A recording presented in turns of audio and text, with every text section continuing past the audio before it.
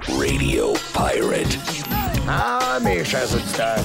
Radio Pirate.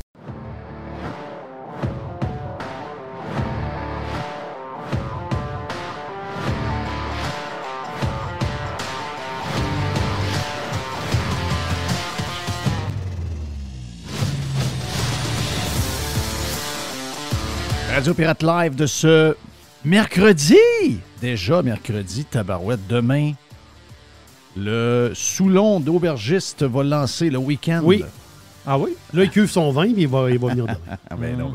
C'est un good guy, l'aubergiste. C'est un gars modéré. Très, oui, modéré. Il ne recrache pas son vin, par exemple. Non, il ne recrache rien. Non, Il ne recrache jamais son non, vin. non. Au prix que ça coûte. Bien, mais ça. Bon, hey, j'ai vu ça tantôt, nouvelle de même. Les Rolling Stones vont faire une toune avec les membres vivants des Beatles. Ouais, ça, là, ça, c'est spécial. Là. Ben ça, c'est spécial. Les deux bands qui saillissaient à mourir. C'était les méchants et les gars propres.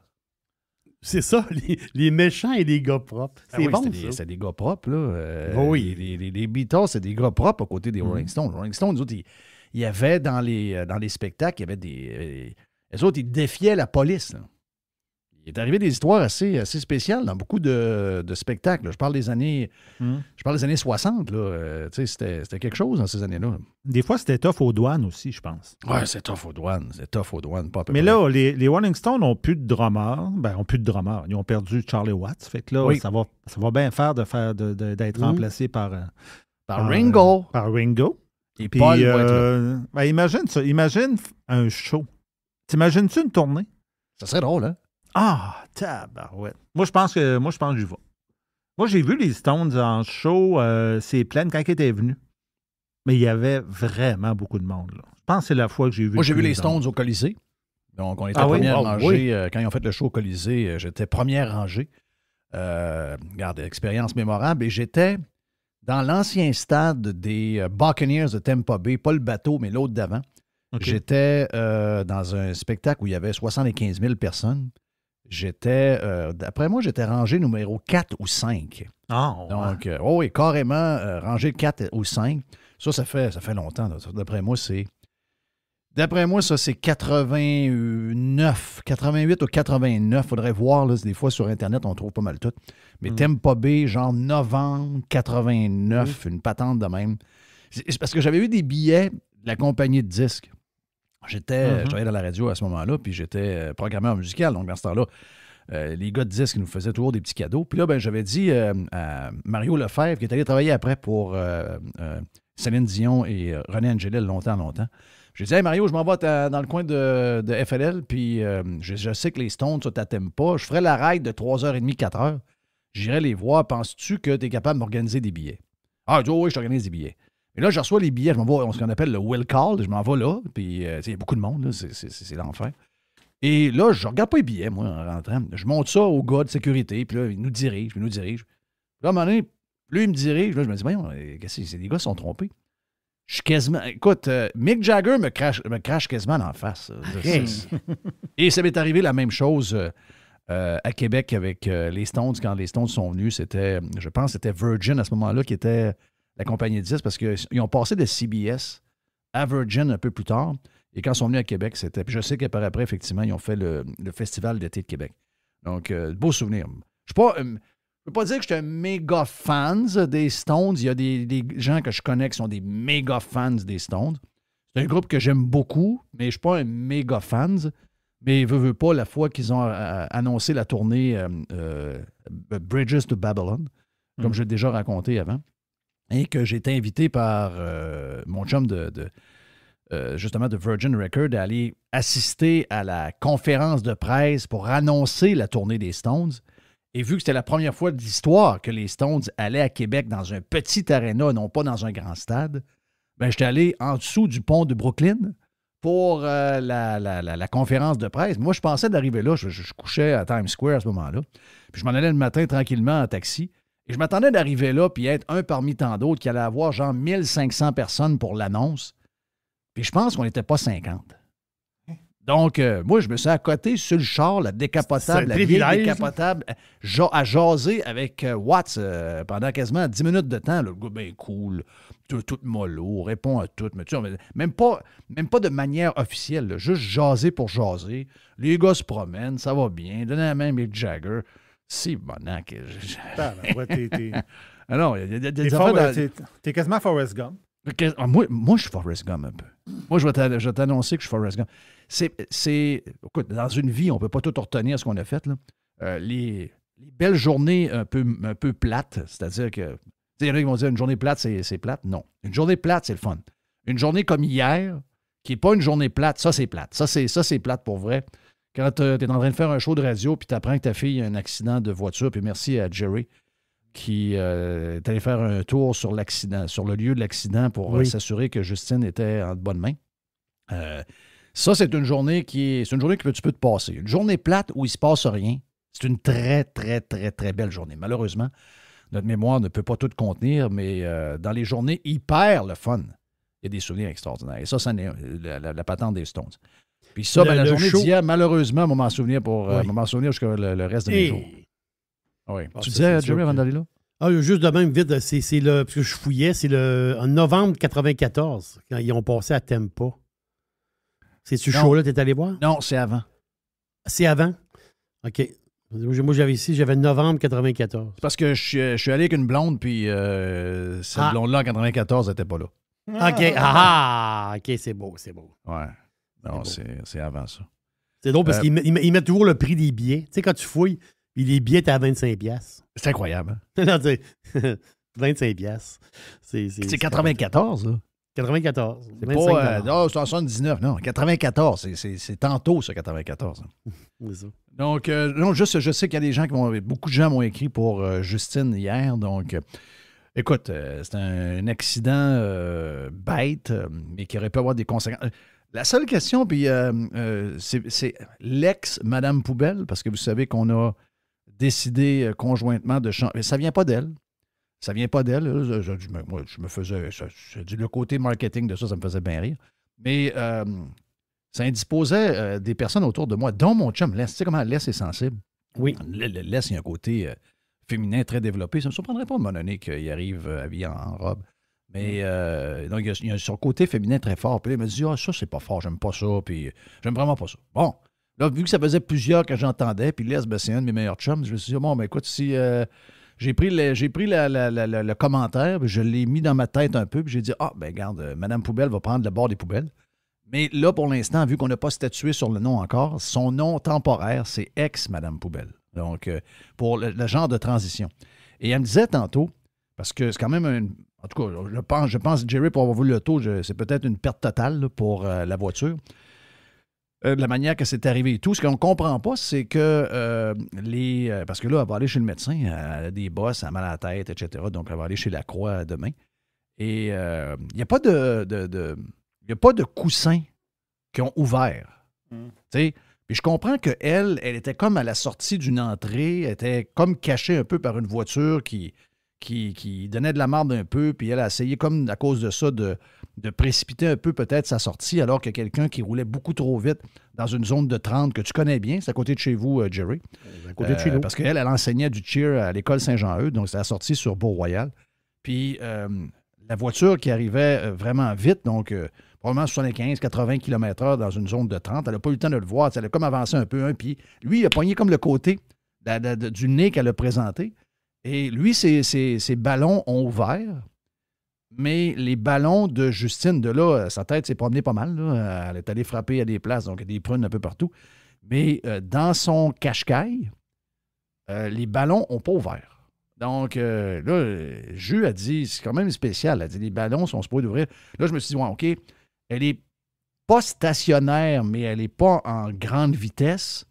Est-ce qu'il y a un lien avec ça? Puis il a fait aussi l'angle, comment lui est arrivé dans le coin qui a fait que finalement, elle a fait des genres de spin, puis qu'elle a brisé pas mal l'auto. Est-ce que ça a un lien? Mais tu sais, de voir comment l'auto est maganée, c'est surprenant de voir que les ballons n'ont pas ouvert. Là. Je sais pas, t'es-tu surpris de ça un peu, toi? Très surpris. Très surpris parce que j'ai trouvé l'auto vraiment maganée. Tu sais, Moi, je pense que c'est une perte. Je pense pas que l'assurance va. C'est une question de prix aussi. Moi, je m'y connais pas très bien, mais. Ben, ça prend moins de réparations aujourd'hui pour coller une auto finie parce que les remplacements coûtent très cher. Exactement. Un bout de bumper cassé, ça coûte 1000$. Là. Tu dis juste un petit bout. Non. C'est juste une pièce neuve avec le temps. Le gars qui travaille, il pose ça, il gagne 120$ de l'heure. Ben, 120. C'est pas lui qui gagne 120, là. Mais le garage qui pose ça, telle affaire. Moi, je me dis, renfoncer de même, là. Ils ont enlevé la batterie, pas qu'elle coule. Moi, je pense que ça.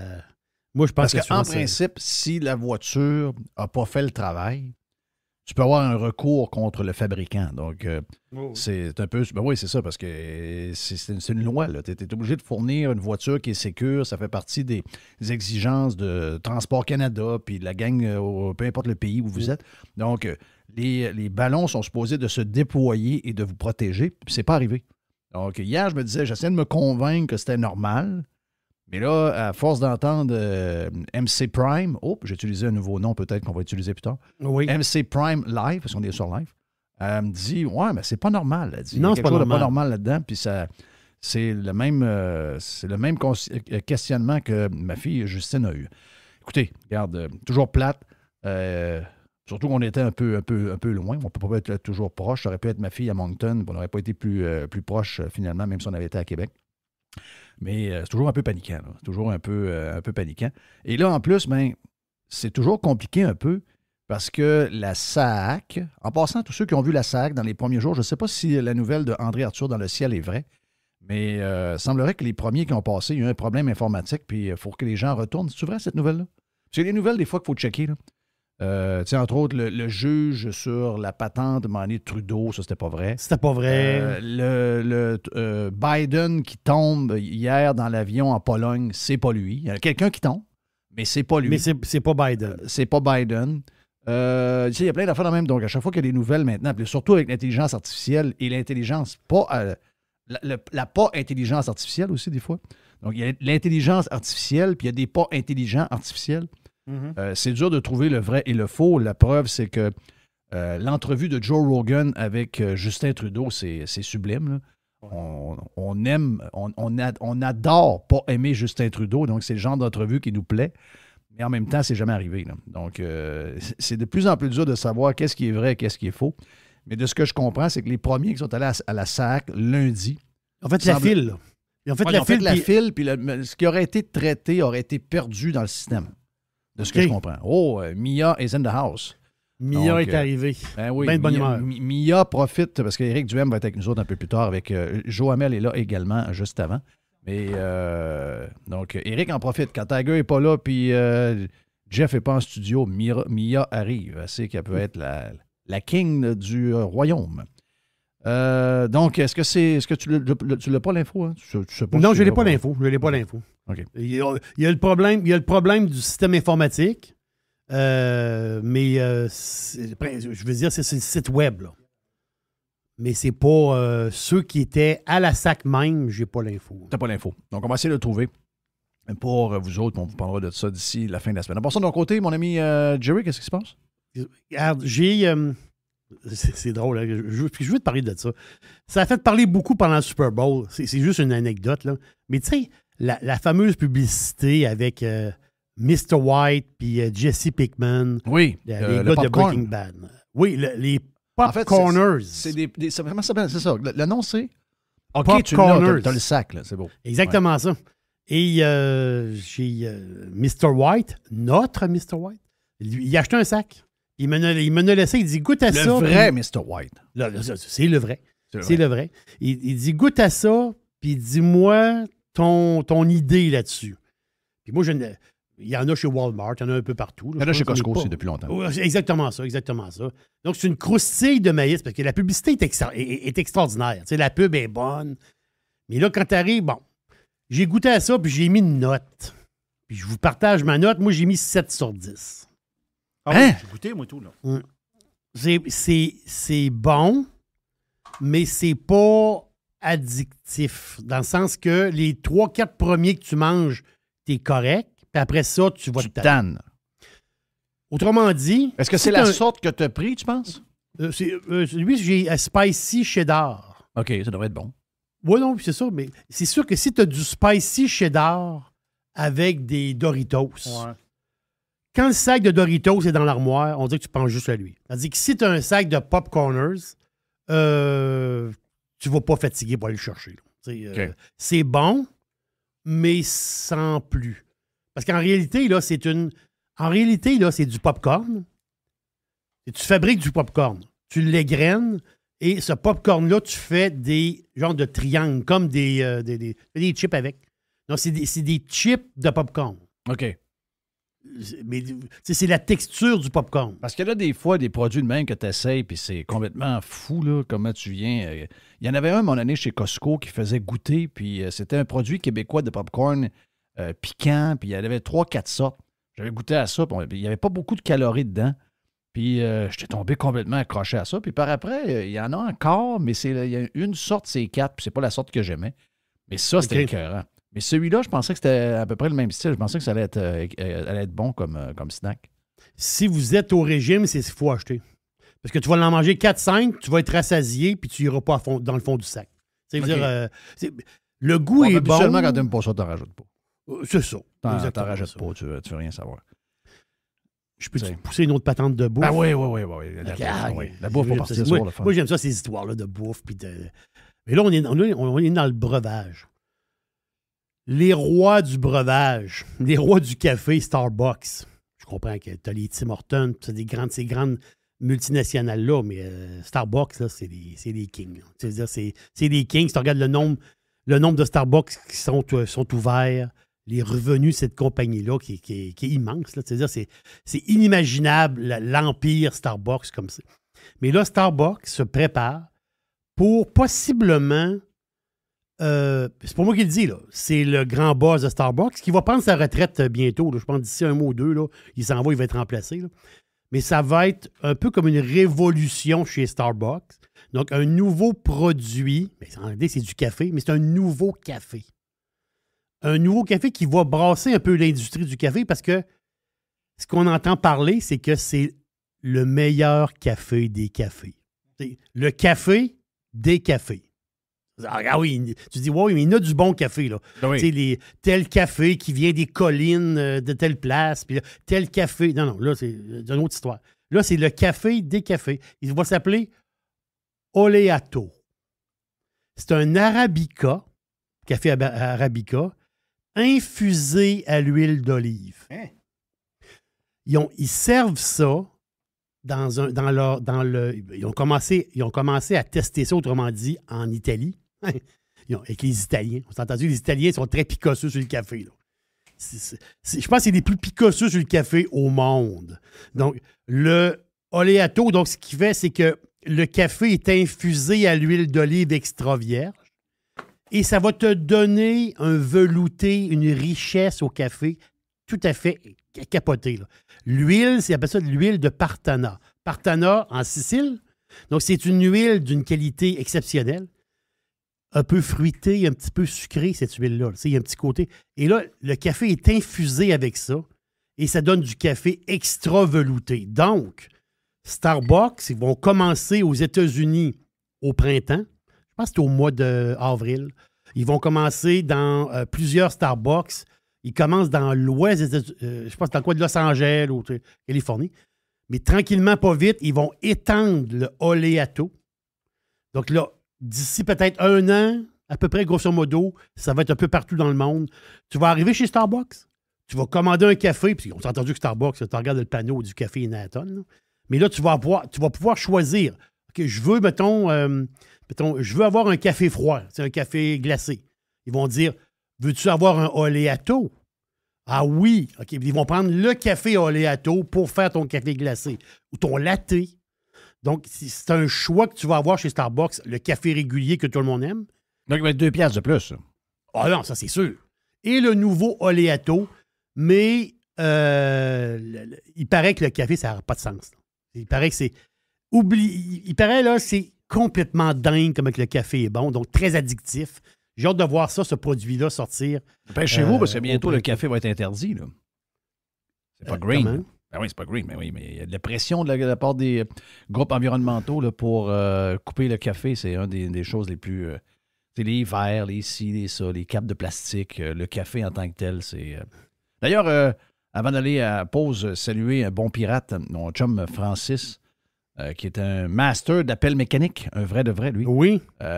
Qui est dans le coin de sa belle famille des montagnes, quelque part au Vietnam, et qui justement travaille pas le genre, j'imagine, d'aller se faire bronzer toute la journée. Donc, travaille justement dans un champ de café qui appartient à la belle famille. Donc, beaucoup de café viennent du Vietnam. En fait, on a beaucoup de choses qui viennent du Vietnam, de ce que je comprends. Beaucoup de sel, de poudre, de ci, d'ail, de tout ce que tu veux, d'épices en général. D'épices, incluant oui. la farine que le Français dénonçait cette semaine. La farine de grillon. Yes, exact. Hey, on va se faire une pause parce qu'on a du stock aujourd'hui. Anyway, Jerry, on se reparle tantôt ensemble. On va prendre le temps un peu plus tard à la fin. Mais là, on s'en va vers... on a Joamel, on a Éric Duhem et on a Mia également qui aura peut-être des choses à nous dire.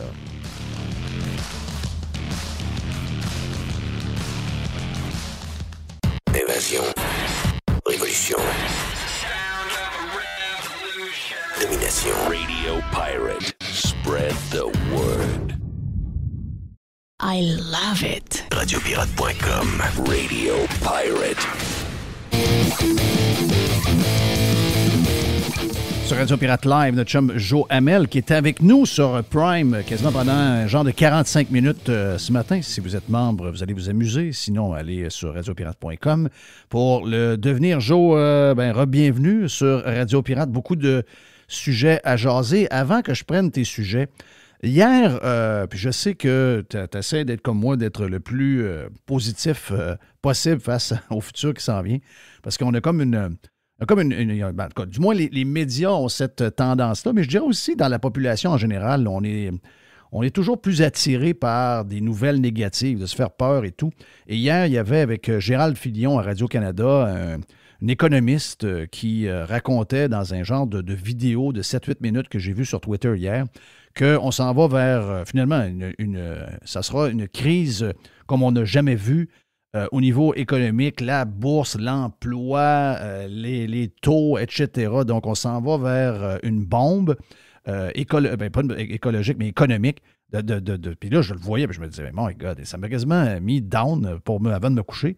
Et là, je me suis réveillé un matin, puis j'ai réécouté un peu, puis je me suis dit, est-ce que ces gens-là savent vraiment? Est-ce qu'il y a des économistes ou du monde en général qui ont tendance à toujours vouloir voir le pire de ce qui peut arriver? Parce que dans la réalité, je ne dis pas que ça ne peut pas arriver, mais c'est quasi impossible à prédire l'économie après un certain nombre de mois. Il arrive toutes sortes de choses qui sont plus ou moins étudiées dans une perspective d'avenir, etc. Des choses qui pourraient arriver après-midi, finalement, qu'on n'a pas calculées. Est-ce qu'il y a des... Parce que je sais qu'aux États-Unis, il y en a également, ils font des livres, ils viennent bien riches. Finalement, une fois sur 10, ils peuvent réussir à prédire quelque chose. Puis ils disent, à partir de là, l'avenir, à chaque fois que je vais dire quelque chose, écoutez-moi parce que j'ai prédit tel cataclysme économique, puis j'avais raison. Est-ce que c'est une business, ça, chez les économistes, de faire peur au monde? Oui, d'un côté comme de l'autre. D'ailleurs, le dicton, il dit les économistes ont prédit 28 des 4 dernières dépressions, des 4 dernières récessions. Donc, oui, c'est ça. Moi, ce qu'on appelle les doom... les doom posting, là, c'est ça. Il y a du monde qui... J'ai entendu parler un peu de l'intervention que tu parles. Et c'est drôle parce que tu as aussi toute une frange d'économistes qui disaient il y a 2 ans, 1 an et demi, disons 18 mois, qu'il n'allait pas avoir d'inflation. Et on a vu ce qui a suivi par la suite, alors que les nobody comme nous autres disaient qu'il y allait avoir de l'inflation parce qu'il y avait expansion, il y avait impression d'argent. Donc, c'est quand même, il y a une déconnexion quand même fondamentale entre le plancher des vaches et l'institution. C'est vraiment comme un monde, là. C'est un peu comme les universitaires, les médias. C'est un petit club select, les économistes. Ils ne veulent pas trop parler contre les banques centrales parce que tu te fermes la porte à des potentiels jobs ou etc., etc. Donc, il faut toujours... Mais tu as quand même aussi une école de pensée qui est très... qui est, comme tu dis, qui est très, très pessimiste. Moi, je pense que écoute, on va vivre des années d'inflation plus élevées que la courbe, là, dans le fond, qui était la cible d'inflation est de 2 %. On a déjà vu que la Banque du Canada réouvre la porte à d'autres hausses. Ce qu'elle avait dit d'ailleurs, ça c'est fascinant de voir à quel point que la banque s'était attachée les mains en disant c'est la dernière pendant un bout, là. Une intervention qui était 100% politique en passant. La Banque centrale ne devrait jamais se commettre à l'avance sur une orientation comme ça. Il y a eu des déclarations, là, ça c'est un des bons côtés de ce qu'on vit, c'est que la crédibilité des banques centrales a été vraiment affectée dans les 2 dernières années. Oui, oui. Et le commun des mortels, maintenant, ça je pense que c'est un game changer. Et je vais faire le lien avec la politique fédérale tantôt. Mais le fait que le commun des mortels, maintenant, commence à faire le lien entre déficit égale impression de monnaie égale inflation, à mon avis, ça, si c'est un enjeu qui peut s'intégrer sans trancher dans la politique de manière permanente, là, c'est un excellent pas en avant. Et un qui gère ça actuellement très bien, c'est Pierre Poilievre. Il doit répéter ça tous les jours jusqu'à l'élection. C'est le dossier principal. Mais quand je reste là-dessus avant d'aller au sondage fédéral, mais ouais. Je sais qu'il y a. Tu sais, je parlais avec quelqu'un hier qui bâtit. Moi, j'ai bâti 100 maisons l'année passée, puis il dit j'ai 4 ventes de faites cette année. Donc, c'est sûr que. Puis à Montréal, c'est encore plus accéléré que ça l'est dans la région de Québec. Donc, ça, je sais qu'au niveau de Maisonneuve, au niveau de la construction, il se passe quelque chose. Mais en même temps, il n'y a pas de pression énormément sur l'emploi. Je voyais aujourd'hui que le constructeur d'avions qui a acheté Bombardier, les Français ont l'intention de vas-y, Airbus ont l'intention d'engager des milliers de personnes dans la région de Montréal parce qu'ils ont des commandes pour l'ancienne C-Series qui est devenue leur avion à eux, le 220. Donc, beaucoup de monde, des jobs à gros salaire. Donc, il semble, tu sais, c'est comme un drôle de passage. Puis effectivement, il y a des entreprises qui, cette semaine, Home Depot a dit, ben regarde, on prend 1 milliard de nos profits puis on va investir dans nos employés pour les payer un peu mieux, pour qu'ils soient capables d'aller à l'épicerie, pas trop grogner. Et ça, c'est un peu tout le monde qui le fait. Donc, il y a des ajustements au niveau des salaires. Tout le monde gagne d'une certaine mesure, mais en même temps, ça fait que cette inflation-là ne semble pas vouloir diminuer parce que tout le monde gagne plus cher. Donc, on comprend que les gens qui donnent plus à des employés vont vous vendre leur matériel un peu plus cher, etc., etc. Mais de ce que je peux voir, par contre, on voit dans cette crise-là une différence entre, mettons, des systèmes économiques reliés à beaucoup de réglementations par les gouvernements, le Québec, mettons, et les autres endroits. Moi, je suis en Floride en ce moment, puis je l'ai vu, là, je l'ai senti, puis je l'ai déjà dit, c'est pas la première fois, mais là, quand je suis arrivé, il y a 2 semaines, j'ai senti une deuxième poussée d'inflation, surtout dans les épiceries. Et quand je suis revenu ici, ben, j'ai vu qu'ici, c'est plus stable que ça l'est chez nous. C'est la même chose pour l'essence. 3,18 le gallon. On est à 1,60 le litre. Le poulet, le ci, le ça, les restaurants. Il y a un modèle qui va être plus shaké par ce qui se passe de sa nouvelle économie-là. C'est juste le point qui m'inquiète. C'est comment le modèle québécois dans cette économie-là qui se dessine, il est complètement pris en otage de par toutes ces règles et tout ce qu'on a imposé depuis 20-25 ans. Est-ce que je me trompe?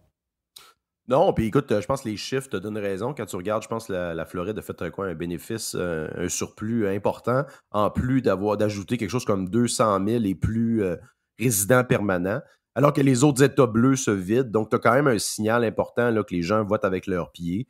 Tu as plusieurs entreprises aussi qui vont s'installer. Tu sais, qu'à la bourse de New York, tu sais, le Dow Jones veut aller s'installer à...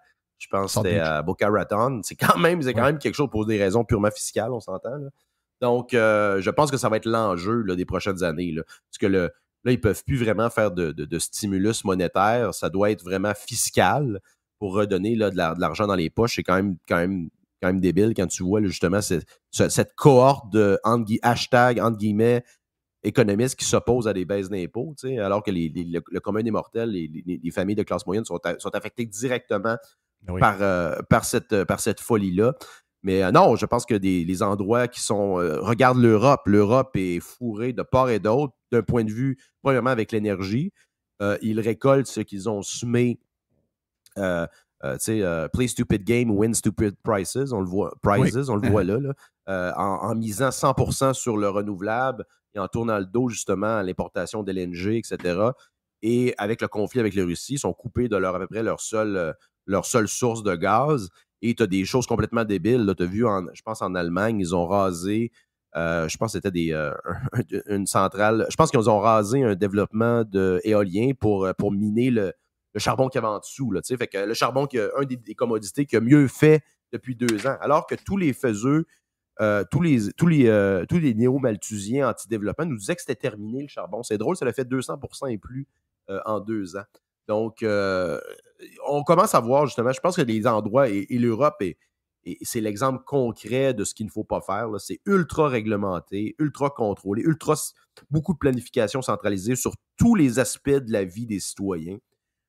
Et on voit le contraste avec justement là, certains îlots de liberté économique et civile, comme c'est le cas par exemple du Texas, de la Floride, etc. Tu sais, c'est des États qui ont le PIB plus gros que des pays. Là. Tu sais, les gens vont dire « Ouais, mais là, c'est juste un État. » Non. C'est immense, là, ces pays-là, là, ces États-là, en termes de, pas juste en termes de population, en termes de poids économique aux États-Unis, c'est énorme. Sondage fédéral, est-ce qu'on a quelque chose qui se trame? Parce que on regarde certains sondages il y a 2 semaines, on avait la mauvaise nouvelle de voir que le Parti libéral, ça tenait, que le Bloc québécois est en hausse au Québec, que même les conservateurs au Québec étaient quasiment menacés de complètement disparaître avec un taux d'approbation, pas d'approbation, mais de vote d'à peu près 13 %. Là, on a un nouveau sondage qui vient de sortir, puis là, ça nous réconforte parce que à la grandeur du Canada, pour cette firme de sondage-là, je ne dis pas que c'était eux avant, là, eux se tiennent dans les chiffres, même qu'ils améliorent les chiffres du Parti conservateur. Donc, pour eux autres, ça se tient, ces chiffres-là. Mais Poilievre est en avance. Il y a de la job au Québec, c'est clair. Mais qu'est-ce que tu vois de tout ça, là, de ce qu'on voit cette semaine? Lequel, d'abord, entre les deux semaines, lequel est le plus probable? Lequel des scénarios est le plus probable? Moi, je pense que le dernier est plus probable. Je ne sais pas en termes de chiffres, mais je pense que les libéraux baissent. Je pense que le momentum est dans le camp des conservateurs. Reste à voir si la coalition, là, ça commence à s'effriter de plus en plus. Moi, je ne pense pas qu'on se rend en 2025. Là. Ils vont tenter, que ce soit les libéraux. De toute façon, le NPD n'a aucun levier. Là. Ils n'ont pas d'argent. Par contre, tu as peut-être un petit transfert de vote chez le NPD dans certains comtés qui pourraient favoriser les conservateurs. Ça va diviser le vote des libéraux. Donc, moi, je pense que le momentum est dans le camp des conservateurs. Je pense que les libéraux ont baissé un peu au Québec aussi. Il y a eu beaucoup, il ne faut pas négliger l'impact des différents petits dossiers dans la dernière année. Là. Moi, on me dit souvent, l'histoire des passeports, là, il y a beaucoup de monde qui ne l'ont pas pris, ça. Là. Beaucoup, d'ailleurs, de communautés culturelles, d'immigrants qui voyagent beaucoup et qui, là, ont vu, justement, ça, c'est généralement une clientèle qui vote presque automatiquement pour le Parti libéral. Là, ils ont vu l'inefficience de l'État. Là. Si tu n'es pas capable de gérer quelque chose d'aussi simple que l'émission des passeports, viens pas parler de climat puis de diversité. Là. Donc, ça, je pense que c'est des genres de petits dossiers qui ont levé le flag sur ça. Il y a beaucoup de gens aussi beaucoup de gens qui ont quitté des pays qui sont en guerre, de voir une Mélanie Joly qui va envoyer des tanks puis des avions de chasse, ça envoie un drôle de signal. Sinon, je pense que l'étoile pâlit là, des libéraux. Trudeau est un peu ridiculisé sur la planète au complet, alors que quand il avait débuté son premier mandat, c'était un peu la star internationale. Moi, je pense que le momentum s'en va vers les conservateurs. Et d'un point de vue Québec, ben, tu sais que généralement, quand les conservateurs montent, tu as quand même un vase communicant entre les électeurs du Bloc, les bleus traditionnels et les conservateurs. Donc, reste à voir, à moins qu'ils nous garochent un enjeu inventé là, de Québec bashing dans la campagne qui fait pivoter. Tu sais, le Bloc devrait normalement, pas dire disparaître, mais ça aurait dû pratiquement être rayé de la carte la dernière fois, mais ce n'est que partie remise. C'est une question de temps. Là. Le chemin, Roxham, M. Poilievre a dit, regarde, si c'est moi, dans 1 mois, c'est fermé. Ça commence à... Puis, moi, ce que je trouve, il y a un paquet d'affaires là-dedans qui me surprend. Là. Moi, on les rentre, finalement, on leur donne une boîte de poulet, des papiers, mais ils sont là, ils attendent, sont logés dans des hôtels. De ce que j'ai pu voir, il y a des hôtels qui servent uniquement à héberger ces gens-là avec des contrats faramineux. Je pense qu'il y aurait 26 hôtels à travers le Canada. Donc, plus près, j'imagine, de la frontière, là, donc plus près de Montréal, ces endroits-là, qui servent uniquement à loger des gens avec, finalement, des gros montants par nuit. C'est pas la première fois que la gang à Trudeau fait ce genre de choses-là. Ils l'ont fait pendant la COVID avec les touristes à temps. Mais il semble y avoir on les loge, on les nourrit d'une certaine façon, on leur donne un peu d'argent, mais pour les faire travailler, alors que les entreprises, tu rentres du monde illégalement dans un système qu'on n'approuve pas tellement, mais on est en pénurie de main-d'œuvre. Peux-tu au moins me donner accès à ces gens-là? Eh bien là, le fédéral qui n'est pas capable de fermer la clôture et de mettre du monde là pour empêcher ça, n'est pas capable non plus de leur donner des papiers pour qu'ils soient capables de travailler. Au moins, ils sont là. Peut-être qu'il y a une perte de bras, on a besoin à telle ou telle place. Ça peut prendre jusqu'à 2 ans. On parle de 2025. Mettons quelqu'un qui rentre là aujourd'hui, c'est 2025 avant d'avoir des papiers pour pouvoir travailler. Finalement, ça montre que, comme tu le disais, c'est chaotique à la grandeur. Mais le chemin Roxham, ça va être, en tout cas, pour je te dirais, la CAQ et le GO, ça semble être une opportunité de jouer sur le nationalisme et peut-être d'essayer de brasser la petite montée, s'il y en a une, du PQ. Donc, ça lui sert bien. Et au fédéral, ça peut être justement ce qui peut aider Poilievre au Québec. Parce que c'est ce que je pense. Ça peut aider Poilievre si Poilievre tient, s'il reste rigoureux là-dessus, que lui, il ferme ça la minute qu'il vient au pouvoir. Oui, puis je pense que tu as donné tout le portrait. C'est définitivement la corde sur laquelle tire François Legault. On sait qu'il avait d'ailleurs commencé à la fin de la campagne provinciale à dire c'est exactement les mêmes lignes qu'il dit là. Le chemin Roxham, à la base, le problème, c'est l'immigration illégale. Fait que, si tu es capable d'entrer de manière illégale sur le territoire, puis il y a plein d'autres gens qui sont bloqués, c'est un peu ça. Il y a un autre débat sur l'immigration qui est complètement, je pense, qui est complètement différent. Faut pas mélanger les deux. Mais tu le dis, je pense que ça démontre l'incompétence et l'incapacité de l'État de gérer. Regarde, moi, à côté de mon bureau, il y a justement un bureau une tour, il y a un bureau de, je pense, Immigration Québec ou le bureau de... Tu as une file à tous les jours de gens avec leurs papiers dans les mains, des fois avec un petit bébé, puis beaucoup de gens qui sont, tu vois, des jeunes qui sont probablement en capacité de travailler puis qui veulent travailler. Comment ça que ça fait de la file dehors? C'est quand même incroyable, là, Jeff, de voir que c'est des choses quand même de base qu'on n'est pas capable de servir. Je ne sais pas qu'il peut y avoir des affaires périodiques. Comme dans le cas, il y a une hausse de demande des passeports, oui. Et justement, je vais reprendre l'expression à Jerry. Vous avez été 2 ans sans rien faire. Venez donner un petit coup de main. On vous demande pas de faire ça 10 ans. T'sais. Donc, les conservateurs jouent bien leur carte. Là. Je regardais la déclaration de Poilievre, qui est quand même... Poilievre, écoute, sa femme, c'est une immigrante là, qui vient du Venezuela, qui a quitté un régime communiste. Puis Anaïda... elle l'explique très bien quand elle prend le stage. Je pense que c'est la carte cachée de Pierre Poilievre quand les Québécois, je pense que c'est ça qui peut faire peut-être même balancer un petit peu les Québécois qui se sont fait présenter Pierre Poilievre comme étant un gars d'extrême droite, agitateur, etc. Quand tu vas voir sa magnifique femme parler, je pense que ça va peut-être présenter le gars qui a été présenté. Ça, c'est une création des médias en passant, là, c'est ce que je t'ai dit. Oui. Il n'y a rien d'un extrémiste, au contraire. Ça peut justement faire présenter, parce que tu sais, l'aspect show business de la politique, moi, que j'aime pas vraiment, là, ben, ça joue quand même un rôle là, dans les chances d'un politicien d'être élu. Donc, j'ai hâte de voir ça. Donc, non, les conservateurs jouent bien leur carte. Il y a un vase communicant entre... Moi, j'ai toujours dit que la CAQ, c'est pas un parti qui est conservateur, c'est le PQ 2.0. Donc, eux le font purement pour, justement, là, pour spinner sur l'immigration en général et non pas sur l'aspect que l'immigration est illégale là, au chemin Roxham. Alors que je pense que Poilievre est beaucoup plus dans une perspective où non, c'est une immigration qui est illégale, c'est pas normal d'avoir une clôture ouverte là, comme ça. Puis moi, ça serait réglé. Trudeau ne veut pas le régler. Même que, genre, il y a des amis qui ont fait de l'argent avec des installations qui accommodent.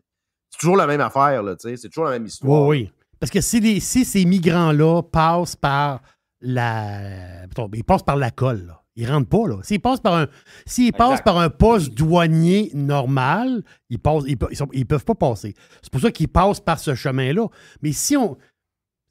C'est ce que certains analystes disent. Si tu bloques le chemin, mettons tu mets des clôtures frost, là, ben, il va y avoir une autre trail quelque part dans le bois qui vont passer par là parce qu'eux autres, ils cherchent à rentrer, justement... il y a comme un deal entre le Canada et les États-Unis où quand ces migrants-là passent, il y a eu un deal entre les États-Unis, ça fait leur affaire, eux autres, que ça se vide. Là. Pas je comprends, les autres... regarde, ça a même été... je pense que c'est la semaine passée ou l'autre d'avant, que je pense que c'était l'État de New York qui payait des autobus pour les shipper à la frontière. Ouais, voilà.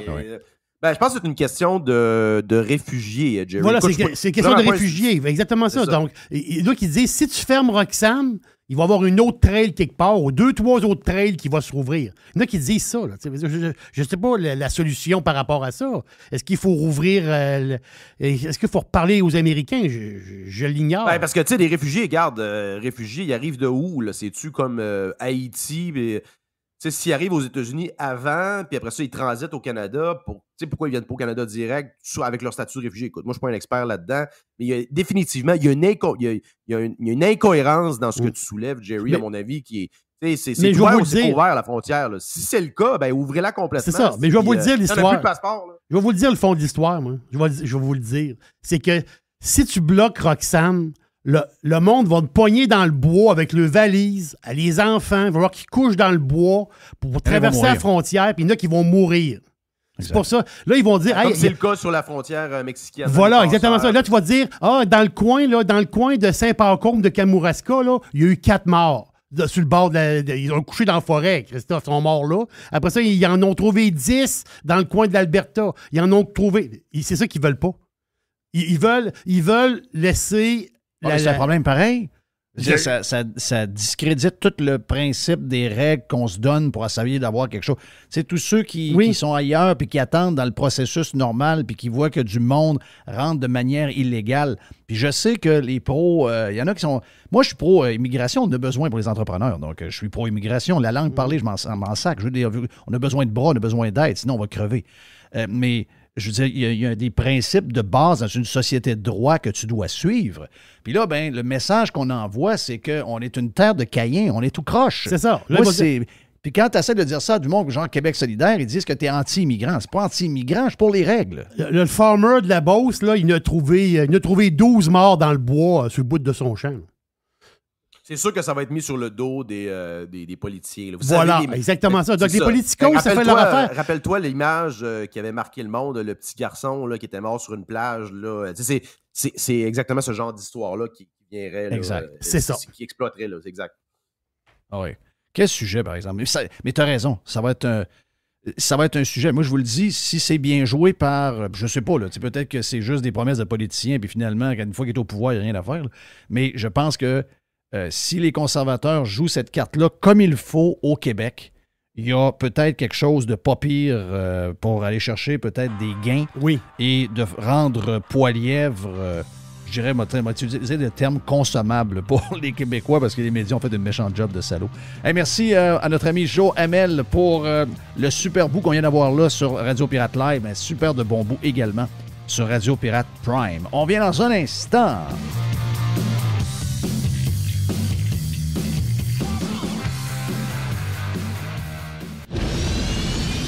Radio Pirate. RadioPirate.com. Jeff Fillion. Et si bol. Mr. White est nerveux. Mia est dans le studio. Mia se promène toujours dans les places où il y a des fils. C'est toujours inquiétant. Là, on lui va dire de quoi Mr. White, il est sénère. Pas à peu près. Moi, d'après moi, il pourrait me la laisser. Puis elle resterait. Mia, elle m'adore. Ah oui, elle t'aime donc bien. Mia, elle est toujours après toi. Je sais pas. Toujours après toi. Oh, non, va pas là. Va pas là. Elle veut aller en dessous. Elle va se promener. Elle aime ça se promener dans les fils. Oui, je sais. Mais elle avance. Hein. Fait que là, les fils restent accrochés après. C'est ça, exact. Mais là, c'est les fils de la console. Très inquiétant. C'est inquiétant. Est-ce que le chef du Parti conservateur du Québec, Éric Duhem, est de bonne humeur? Il est très de bonne humeur, Jeff. Bon, mais je suis content. C'est drôle, hein? Hier, je me disais, non, pas de nouvelles d'Éric.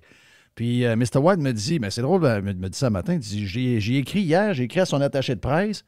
Là, finalement, vous êtes arrangé pour qu'on se voit, donc ça faisait longtemps. J'imagine que tu as plein de sujets.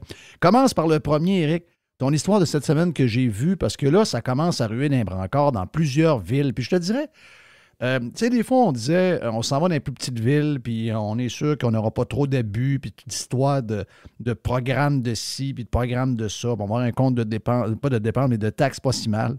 Mais là, dans beaucoup de petites villes, petits villages du Québec, des augmentations de taxes complètement folles. Oui. J'étais la semaine passée, je suis allé dans la municipalité de la Macasa, c'est au nord de Mont-Tremblant, entre Mont-Tremblant puis Mont-Laurier.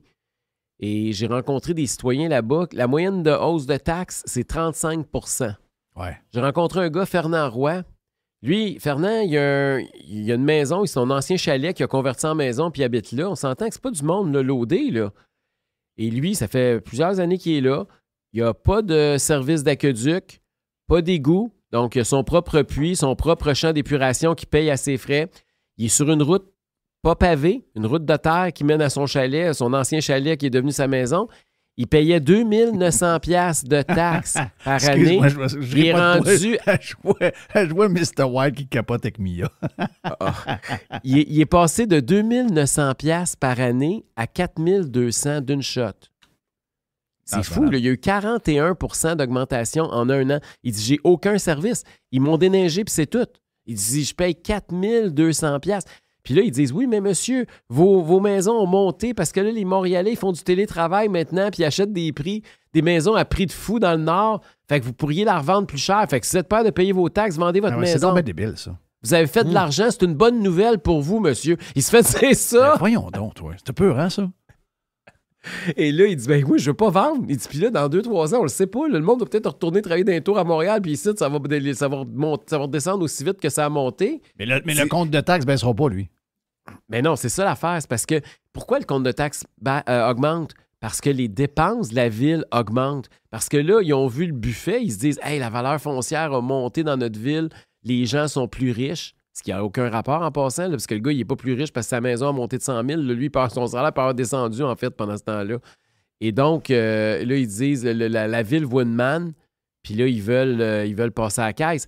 Puis le gouvernement du Québec est en partie responsable de ça aussi. Il ne faut pas oublier, là, le gouvernement du Québec exige de plus en plus des plans de ci, puis des plans de ça, puis il exige un paquet d'affaires à des petits villages, pareil comme si on était en plein centre-ville de Montréal.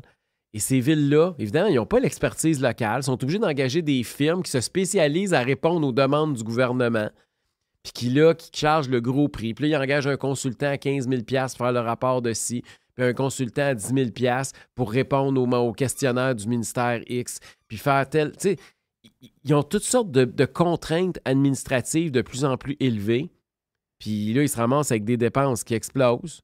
Puis les contribuables, ils passent au cash. Ils rajoutent à ça le prix de tout. Là, au Québec, je comprends que l'inflation, c'est partout dans le monde, là, mais au Québec, c'était déjà des prix de... Chaque fois que tu avais un projet, des prix de construction qui sont hors du commun. Là, avec l'augmentation des prix, tout le monde en profite parce qu'il y a beaucoup de crosseurs dans l'industrie de la construction, surtout avec les infrastructures. Et là, tu te ramasses avec le double du montant souvent qui était prévu pour un projet X. Et là, ça étouffe les villes, ça étouffe tout le monde. Moi, je trouve que notre modèle est en train de nous amener carrément à genoux. Oui, mais tu sais, l'inflation, tu as raison, Jeff, là, est très importante au Québec. On parle de 6,7 % cette année, mais ça ne justifie pas des augmentations de 25, 30, 35 % de taxes. Là. Je veux dire, comment? C'est 4-5 fois l'inflation. Ça n'a aucun rapport avec l'inflation. Sainte-Rose-du-Nord, il y a quelqu'un qu'on a parlé la semaine passée, Jerry. Lui non plus, même chose que tu viens de dire. Pas de service, donc fosse septique. Ensuite, eau avec un puits. Il se déneigeait lui-même parce qu'il y avait un chemin privé. Et lui, il est passé de 1 500 à 3 000 $ d'une claque. C'est malade. C'est malade. Hier, c'était à Potune. J'ai parlé à Michel Trudel. Lui, c'est le gars qui organise le mouvement là, contre la hausse des taxes, là, contre la ville de Potune. Potune, c'est dans le canton de l'Est. Eux autres, c'est 28 % la moyenne d'augmentation de taxes. Et même affaire. Là, les dépenses là-bas qui explosent. Tout est à côté. Puis là, tu te dis, le gouvernement ne fait rien. Là, la semaine passée, la ministre des Affaires municipales, Mme Laforêt, a répondu que c'était beaucoup les hausses de taxes et que là, elle allait faire des vérifications. Sauf que là, à Potune, ils sont allés faire la vérification hier ou avant-hier. Puis là, c'est ce qui est arrivé, c'est que c'est un fonctionnaire qui est débarqué à l'hôtel de ville du ministère des Affaires municipales. Il a regardé les livres, il a regardé les chiffres, voir si c'était correct. Les chiffres qui avaient été envoyés avec la ville, puis il a demandé la preuve, ils ont montré le livre. Il a dit « Ah ben oui, c'est les mêmes chiffres. Merci, bonjour, tout est beau. » Il n'y a pas eu de fraude. Hein? Mais c'est pas une fraude que les gens cherchent, là. C'est du monde qui dépense l'argent correctement puis qui n'étrangle pas le contribuable. C'est pas... La Commission des affaires municipales, il faut qu'elle se mette le nez là-dedans. Ça n'a aucun sens. Nous autres, ce qu'on a proposé comme au Parti conservateur du Québec, c'est que le gouvernement fasse comme ce qu'il a fait avec Hydro-Québec. Le gouvernement a déposé depuis son élection le projet de loi numéro 2 qui vise à limiter les tarifs d'hydroélectricité. Présentement, il était supposé être haussé en fonction de l'inflation, donc c'est-à-dire 6,6, 6,7 %. Là, la CAQ dit c'est beaucoup trop, on va limiter ça à 3. Fait que là, ils ont présenté un projet de loi pour que la hausse moyenne pour les individus soit un maximum de 3 %. Puis là, les taxes municipales, ils augmentent de 25-30 % puis ils restent les bras croisés puis ils font rien. C'est incroyable. C'est hallucinant. Mais est-ce qu'il n'y a pas une histoire, là? Il se cache toujours derrière. Je me rappelle, on a eu des patentes de main avec la bombe. Puis là, on essayait de se tourner vers le gouvernement. Puis là, on se disait, non, selon les lois des villes et des municipalités, nous, on ne peut pas rien faire. Puis les villes, à l'inverse, disaient la même chose. Non, bien, nous autres, on suit les règles du gouvernement, donc c'est même pas nous autres qui fait ça. C'est vraiment le gouvernement, puis j'ai pas de recours. Donc, ils se relancent la balle d'un bord et de l'autre au point de dire qu'ils n'ont pas de recours jamais, jamais. Donc, qu'est-ce que tu peux faire pour contrer ce genre de je sais pas, j'ai jamais vu, il doit y avoir un livre de loi là, qu'ils ont fait. Là. Oui. Mais il doit y avoir quelque chose de bien complexe qu'ils doivent s'accrocher après ça. Y a-t-il moyen de virer ça de bord? Ce que tu viens de dire là, la Fédération québécoise des municipalités est sortie la semaine passée pour rappeler la ministre à l'ordre. Et quand elle a dit ça, qu'elle allait vérifier et qu'elle allait leur demander des comptes. Et là, croyez pas, la ministre, les attachés politiques de la ministre se sont mis à écrire aux médias pour essayer de modérer ce que la ministre venait de dire en chambre. Ouais. Pour dire que là, parce que là, elle voulait pas partir en guerre contre les villes, tu comprends, contre les maires. Et là, mais elle a le pouvoir de le faire. Je veux dire, c'est pas acceptable. C'est le même contribuable, là. Le contribuable qui paye les comptes d'hydro, c'est le même contribuable qui paye ses taxes municipales. Il n'est pas plus riche parce qu'il paye un compte de taxes que s'il paye son compte d'hydro. Est-ce qu'on est... je te pose la question. Puis tu vas me dire, on peut faire l'analyse de la CAQ à grandeur. Tu sais, moi, j'ai aimé beaucoup de tes candidats qui avaient des formations académiques puis de l'expérience dans leur travail. Puis j'ai été surpris pour un petit parti qui commençait de la qualité. Pensons juste à Carême qui est avec toi au niveau de la santé. C'est impressionnant. La CAQ, ce qui m'impressionne, c'est... puis personne ne le dit, ça. C'est le monde de la politique en général. Puis au municipal, c'est beaucoup ça. On a des maires très communistes avec des CV un peu désolants, là. Beaucoup de journalistes de journal étudiants là-dedans. Mais ultimement, ce qui nous manque, c'est d'avoir des élus avec des postes importants, avec des CV qui fitent. Puis ça commence à être un problème. Là. La qualité des élus. Tu sais, Mme Laforêt, c'est une bonne madame. Là. C'est quelqu'un du Saguenay. Moi, je suis originaire du Saguenay. Je connais des gens qui la connaissent. Puis c'est une femme qui avait une CPE. Mais je veux dire, elle n'a pas de background municipal. Elle n'a pas de background comme conseiller municipal, ni comme mairesse, ni comme fonctionnaire. C'est un milieu qu'elle ne connaît pas. Écoute, c'est très noble d'être en charge d'une CPE, là, don't get me wrong. Mais je veux dire, ça n'a aucun lien avec... C'est une tâche colossale qu'on lui donne là. Et elle n'a pas le CV pour ça. C'est souvent le cas de beaucoup de ministres à l'heure actuelle, puis de beaucoup de maires, comme tu disais aussi. Et là, comment on va régler ce problème-là? Qui va prendre le taureau par les cornes? Parce qu'on ne peut pas laisser continuer cette affaire-là, parce que des municipalités comme hier, je te donne l'exemple de Potton où ça a augmenté de 28 %, là, ils n'ont pas encore changé le rôle d'évaluation. C'est-à-dire que la grosse hausse de l'évaluation municipale n'est pas encore entrée en fonction. Ça va être l'année prochaine. Ça veut dire que ce n'est pas impossible qu'il y ait une autre hausse l'an prochain de 20 quelques %. À un moment donné, ça n'a aucun sens. Les taux de taxation, on est déjà les plus taxés du continent. Si en plus, on laisse les municipalités abuser. Puis je ne suis pas en train de dire que les municipalités ont tort sur toute la ligne. Comme j'ai dit tantôt, le gouvernement leur impose de plus en plus de contraintes qui coûtent un bras et une jambe. L'autre problème, c'est sûr que les demandes, comme on disait tantôt, là, par exemple, le déneigement, c'est sûr que ça a augmenté plus parce que l'essence a monté, parce que, etc., là. Puis c'est sûr que le gouvernement du Québec, avec une économie en inflation, lui, a vu ses revenus augmenter. Oui. Et les municipalités, ils ont juste une source de revenus, c'est les taxes municipales, c'est la taxe foncière. Fait qu'ils n'ont pas de diversité. Oui, mais là, ce qui est épeurant, un peu, je sais ce qui va arriver. Ils vont se négocier à un moment donné un bout de la taxe de vente, mais au lieu de prendre le bout qu'ils ont déjà de 10 %, ils vont nous mettre ça à 16 % total avec le fédéral. C'est ça qui va arriver. Mais non, mais c'est pas ça qu'il faut qu'il fasse. Il faut que le gouvernement sorte de là puis que lui coupe ses budgets. Ben, c'est clair. Tu peux pas... mais c'est vrai que les villes, ils ont juste une source de revenus. C'est vrai que quand il y a une économie qui fait de l'inflation, c'est le gouvernement du Québec qui passe la gratte. C'est pas pour rien que le gouvernement, l'argent rentre, là. Parce que, veut pas, les gens... Tu sais, vos braquettes d'imposition, là, ils n'ont pas monté. Fait que ça veut dire que mais vos salaires, ils ont monté parce qu'ils suivent en partie l'inflation, puis pas toutes, des fois, c'est la moitié ou les 3/4. Mais c'est pas grave. Vos revenus continuent d'augmenter, donc chaque dollar de plus que vous gagnez sont dans la braquette d'imposition la plus élevée. Fait que plus vous gagnez d'argent, plus le gouvernement s'enrichit. Ah oui, c'est clair. Plus tout monte, plus le pourcentage de 15 de taxes, les revenus de ça montent. Ah oui, c'est quelque chose qui vendait 100$, c'est rendu à 150$. Le 10 de taxe, il n'est plus de 10, il est de 15. Mais c'est ça. Oui. Fait que le gouvernement, il s'enrichit tout le temps dans une économie inflationniste. Ah, mais lui, il va te dire, j'ai des dépenses de plus aussi. Moi aussi, j'ai mais attends une minute. Le gouvernement, il a une grosse dette. Sa dette, là, quand l'inflation augmente, sa dette en rapport à l'économie, elle diminue. Parce que ce qui valait, mettons, aujourd'hui, ce qui valait 100$ à l'époque, aujourd'hui, vaut 110. Bien, celui, il y a 100 milliards de dettes. C'est comme, tu comprends, il a baissé sa dette de 10 là, en dollars réels d'aujourd'hui. Plus il y a de l'inflation, plus il diminue sa dette, puis plus il augmente ses revenus. C'est pas nécessairement mauvais pour le gouvernement, là, une économie inflationniste. Là. Mais revenons sur les villes. Il y a quand même, c'est les salaires dans la fonction publique, les villes sont reconnues comme étant ceux qui sont les plus généreux. C'est des gens qui engagent, prenons les villes qu'on connaît, les plus grosses, Montréal, Québec.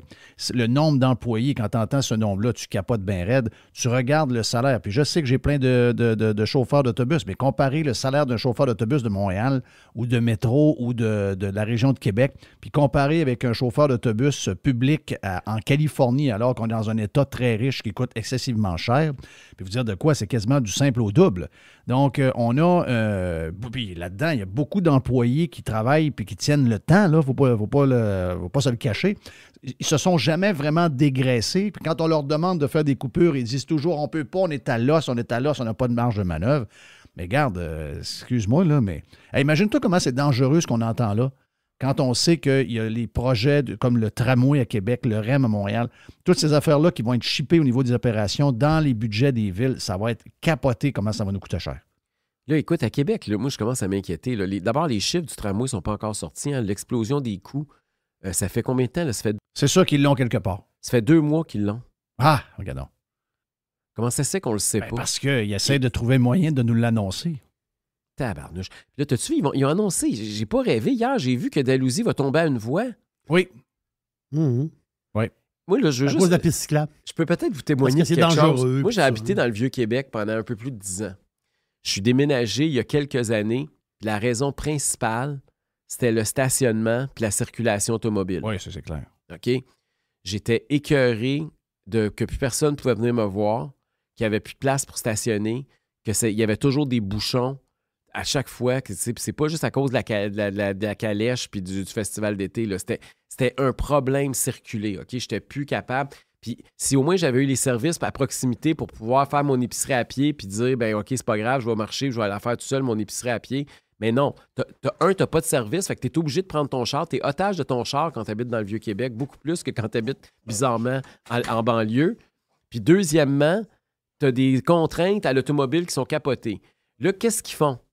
Ils veulent réduire la circulation automobile. Là, ils vont congestionner encore plus Dalhousie. Vous vous souvenez? Je me souviens pas c'était quand. C'était il y a 1 an ou 2, là, quand les vagues avaient commencé à monter, puis qu'il avait fallu qu'ils ferment Dalhousie, puis ça avait complètement congestionné le Vieux-Québec. Là. Ben oui.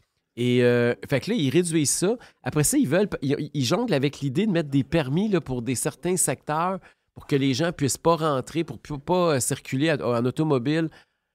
Je veux dire, puis après ça, ils se plaignent puis ils se demandent pourquoi le monde vit de moins en moins dans le Vieux-Québec. Oui. Pourquoi le Vieux-Québec est en train de mourir. Pourquoi aussi le tramway n'a pas d'acceptation sociale. Donc, toutes ces raisons-là, ça s'accumule. Là. Fait que, tu sais, tu te dis, là, mais qui va aller vivre là? Si t'as pas de qualité de vie, le monde s'en va. Fait que toute leur politique, s'ils se demandent pourquoi le Vieux-Québec est en train de se vider puis ça devient une ville fantôme. C'est 492 résidents de moins. Ça, c'est le recensement de 2021. Je suis un de ceux-là. T'es parti, toi? Ben oui, je suis parti. Fait que puis la personne qui a acheté, devinez c'est qui? C'est un Américain qui va venir une fois par année ou 2. Parce que ça, eux autres, les Américains aiment ça, ils tombent en amour avec ça, bien riches, ils savent pas quoi faire avec leur argent. Ils achètent un condo dans le Vieux-Québec, oui. C'est plein. Là, des Européens, des Américains, c'est au plein. moins, ils viennent. puis ils viennent une fois par année ou deux. Oui, mais c'est parce que l'appartement est vide tout le reste de l'année. Moi, Là, je pour comprends. le Vieux-Québec, Ouais, c'est pas ça, bon. pour là. les restos, ces affaires-là, c'est pas bon. Là. Pour les commerces, là, c'est. Si le rien, gars veut là. faire du Airbnb, on va l'écœurer jusqu'au temps qu'il arrête.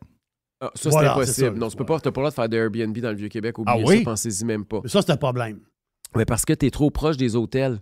C'est très drôle. Non, mais c'est parce qu'il y a une distance à vol d'oiseau d'un. Il y a tellement d'hôtels dans le Vieux-Québec Ah oui. que le secteur est pratiquement impossible à faire du Airbnb. Fait que Moi, le- je suis dans le coin je suis pas loin de South Beach. Je peux te dire qu'il y a des hôtels pas mal. Puis si je veux avoir du Airbnb, je suis à côté après un hôtel. Là. D'après moi, ça se fait ailleurs. Eux autres sont drôles. Ils me font bien rire. Non, mais c'est parce qu'il n'y a pas de réglementation contre ça chez vous, là, mais ici, il y en a, là, c'est sûr. Là. Puis fait que c'est ça. Fait que le Vieux-Québec va mourir s'il continue comme ça. Puis ils vont. C'est exactement. Ils ont les va mourir. politiques. S'ils veulent chercher qui sont les responsables, il va falloir qu'ils s'achètent un miroir. Oui. Qu'est-ce que tu as Ils sont comme en train autre de sujet? tuer Parce le que tu me Vieux-Québec. dis, il faut parler des Ok, taxes, il faut excuse. parler des taxes, mais ça fait tellement longtemps qu'on t'a pas vu que tu as certainement d'autres affaires que tu ne m'as pas parlé en J'ai dehors plein de des sujets taxes. que je veux te parler. Veux-tu qu'on te parle? Veux-tu que je te parle de santé? Veux-tu que je te parle de. Arrête. On n'a pas de problème. là. OK, Tout va bien. On va parler des sujets où ça va bien d'abord. Oh, oui, tout va OK, bien. où ça va un peu mieux. Là, Mia, la chape, qu'est-ce qui se passe? là? Il y a quelqu'un qui vient d'arriver, puis elle n'est pas contente. Je veux te parler des... on peut parler de... Tu suis-tu un peu ce qui se passe au fédéral, là? On peut parler d'immigration aussi, si tu veux, Tu peux Jeff. parler du Parce que- chemin Roxham, qui, d'après moi, va être au cœur de... c'est au cœur de l'élection fédérale. Moi, j'en parlais un peu plus tôt, puis je disais, écoute, il y a peut-être une possibilité pour Poilievre de bâtir là-dessus. Puis l'autre affaire, c'est que je pense que François Legault essaie de se servir du chemin Roxham pour faire du millage politique, pour essayer de couper, s'il y en a une à monter, là, s'il y a une montée du, comment est-ce que je peux dire ça, là, du nationalisme ou de la séparation avec le PQ, ils sont en train de se servir de ça pour rouler avec le chemin Roxham, pour se faire une belle... se faire une game avec ça. Là.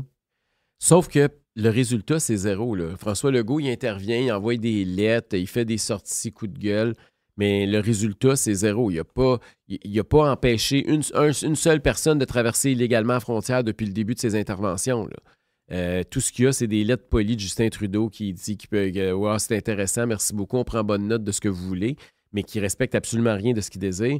Je pense, François Legault, c'est souvent ça. Hein. C'est souvent là, bien paraître, faire des grosses sorties et avoir l'impression qu'il est hyper nationaliste. Mais quand tu regardes le résultat, au bout du compte, c'est un gros zéro. Il n'y a pas de résultat. Ça a été la même affaire. La conférence sur la santé, sur le financement de la santé avec le fédéral récemment, là, il revenait avec 1/6 de ce qu'il demandait. Puis il y a des nouvelles conditions fédérales où il va être obligé de partager nos données avec le fédéral qu'il n'y avait pas avant. Je veux dire, il y a toujours des gros discours nationalistes, mais pas de résultats. Moi, quand je l'ai rencontré le mois de janvier, le mois passé, je dis, Monsieur Legault, on devrait partir les 5 chefs ensemble, s'en aller à Ottawa, aller rencontrer tous les députés fédéraux, puis dire qu'il n'y en ait plus question, puis dire qu'on est unanime. Parce que l'Assemblée nationale est unanime là-dessus, supposément. Là. Mais il veut pas, parce qu'il Ils sont unanimes veut... sur quoi? C'est quoi leur solution? Ben écoute, j'ai fait un échange avec Québec solidaire, le Parti québécois puis les libéraux samedi passé à la radio de Radio-Canada avec pas Denis, mais comment il s'appelle, Gravel. Voyons, Alain Gravel, c'est ça. Oh, il est encore à TV?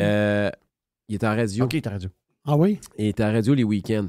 Et puis, on avait un échange là-dessus. Tout le monde est d'accord pour dire que ça n'a pas d'allure, qu'il faut fermer le chemin Roxham. Là-dessus, tout le monde est d'accord. Mais là, c'est juste que la solution, la façon de faire, il y en a qui sont plus... Nous autres, puis le PQ, on dit, ben là, on n'a pas compliqué. Là, on barre le chemin, ça finit là. Le Québec solidaire, les libéraux, c'est comme, c'est bien compliqué. Mais tu sais, c'est drôle, hein, mais quand... Essayez de traverser dans le sens contraire. Vous allez voir que l'autre bord, les responsables américains vont vous arrêter, les policiers américains vont vous arrêter assez vite. C'est pas très compliqué pour eux autres. Là. Fait que c'est ça. Mais au moins, tout le monde est d'accord pour dire qu'il faut que ça arrête. On est rendu qu'on est sur le point d'avoir plus d'illégaux qui rentrent que de légaux. C'est fou, là. Pensez-y 2 minutes, là. Tous les discours sur l'immigration francophone, tu sais, le Legault qui se pète les bretelles pendant la campagne électorale, ça donne quoi si la majorité qui rentre, de toute façon, sont illégaux? Le chemin Roxham, en grande partie. Bien, ils viennent d'un peu partout, là, parce que là on le recense même plus parce qu'il y en a qui restent même plus au Québec après. Mais historiquement, ça venait beaucoup d'Haïti, mais ça s'est beaucoup diversifié. Là, maintenant, c'est worldwide. Là. Puis là, maintenant, tu as vu aussi que la ville de New York finançait leur transport jusqu'au chemin Roxham. Très drôle, ça. Ils financent pour qu'ils s'en aillent de leur pays. Imaginez si nous autres, on fait ça. On prend des gens qui sont ici illégalement, puis on les transporte aux frais de l'État pour qu'ils traversent illégalement du côté des États-Unis. Pensez-vous que les Américains vont leur dire bienvenue, puis vont leur ouvrir les bras, puis vont lui payer l'hôtel? C'est clair que non.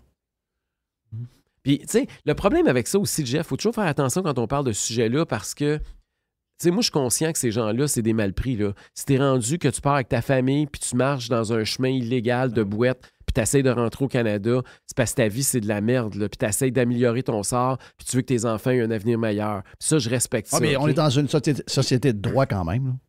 Mais c'est ça. Moi, le problème que j'ai, c'est les politiciens qui mettent en place un système comme ça puis qui poussent ces gens-là vers là. Et c'est là qu'est le problème. Parce que ces gens-là, c'est des gens mal pris. Là, ils iraient n'importe où pour essayer de s'en sortir. Là. Ouais, puis demain matin, si on était capable de traiter leur demande pour travailler le plus rapidement possible, c'est-à-dire d'être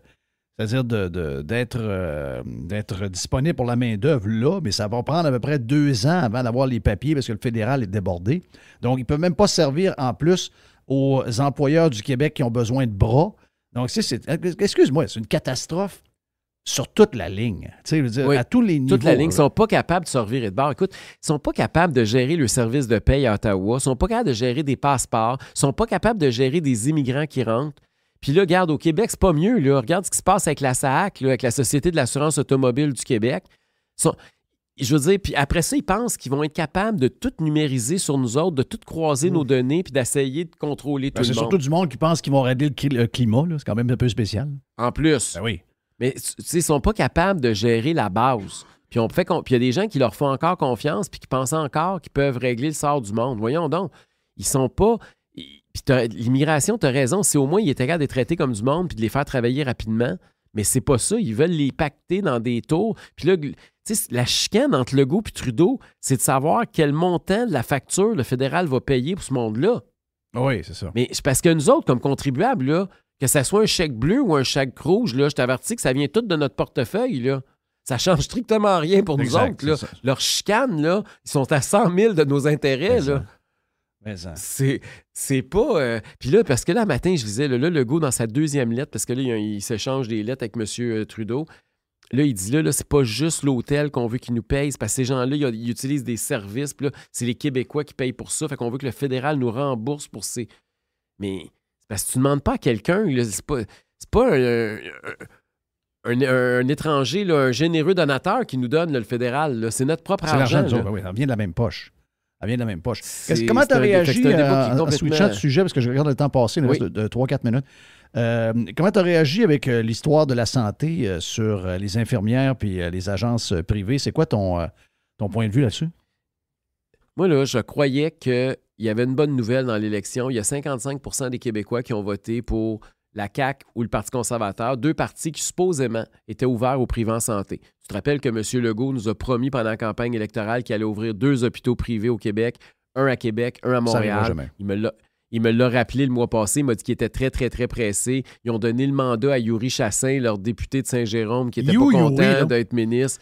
Ils ont donné comme mandat de s'assurer de mettre en branle les processus. Il m'a même dit qu'on partirait en appel d'offres bientôt. Yuri! Mais il n'y a rien de fait là, au moment où on se parle. Il est au Pérou. La première chose qu'ils font, c'est qu'ils interdisent, ils veulent éliminer la partie privée du système de santé qui fonctionne actuellement. Oui, c'est ça. C'est ça qui est plus drôle. Ils ont été élus en disant qu'ils allaient ouvrir la porte pour plus de privés en santé. La première chose qu'ils font, ils éliminent ce qui était privé dans la santé. C'est complètement fou, là. Ils font 100% le contraire de ce qu'ils nous ont dit. Fait que c'est comment je réagis. Mais je réagis mal, c'est sûr. Je trouve que c'est des menteurs. Je veux dire, c'est quoi la solution à ça? Autrement? Écoute, tu as des infirmières qui se font bardasser par des boss qui n'ont pas de morale et qui n'ont pas de cœur. De demander à des gens qui ont travaillé pendant des heures et des heures de temps puis qui viennent de faire une nuit, puis 7h30 le matin, puis tu vas rester jusqu'à 4h après-midi. Voyons donc, moi, si j'étais infirmière, je peux te dire de quoi, j'aurais scrappé, j'aurais crissé mon camp de cette job-là, ça fait longtemps. Donc, eux autres sont maltraités, mais en même temps, le syndicat leur dit que c'est le boss qui mérite d'avoir. Les syndicats sont quasiment de connivence avec les boss. Ils ont bien beau se crier des affaires par la tête. La vérité, c'est que les syndicats ne demandent jamais au nom des employés de privatiser le système de santé, que ce soit des opérateurs d'hôpitaux à travers le monde qui viennent opérer nos hôpitaux ou encore même que des compagnies d'ici commencent à bâtir une expertise pour le faire. Mais une chose est sûre, c'est que, mettons, demain matin, tu es au pouvoir, là, la job est là pareil. Il n'y a plus d'opérations qui se font parce que quand les gars arrivent, moi je connais des chums qui opèrent, ils sont prêts à opérer 4-5 personnes dans la journée, les patients sont là, les jaquettes sont mises, ils sont sur le bord de se piquer. Et là, finalement, les opérations sont cancellées parce qu'il n'y a pas d'infirmière. Donc, c'est un problème majeur dans l'histoire. Au-delà des médecins de famille, urgence, première ligne, je veux dire, là, on est en train de créer de plus en plus de provinces. C'est un système qui n'est pas sauvable, finalement. Non, mais Jeff, c'est pas en éliminant les agences privées que tu vas le régler. Ben non. Les agences privées, là, il y a combien de filles? Puis ça, c'est la question que j'aurais voulu... Je suis frustré de ne pas être à l'Assemblée nationale ou qu'il n'y ait pas de députés conservateurs à l'Assemblée nationale parce que la question qu'il aurait fallu poser, évidemment, les 3 autres partis la poseront jamais. La question, c'est combien d'infirmières vont quitter le réseau à cause de la décision du ministre Dubé? Parce qu'il y a des centaines, peut-être même des milliers d'infirmières qui ne retravailleront plus jamais dans le domaine de la santé au Québec à cause de cette décision-là. La décision du ministre, c'est de retirer des travailleurs de la santé du réseau. C'est pas juste des infirmières. Là. Il va y avoir des préposés aux bénéficiaires, il va y avoir plein de personnels soignants qui vont quitter le réseau. Combien de centaines de personnes vont quitter le réseau? Fait en quoi ça va améliorer les services puis les soins aux Québécois alors qu'on a une pénurie de main-d'œuvre d'enlever du monde dans le système de santé? C'est ça la question qu'il faut y poser.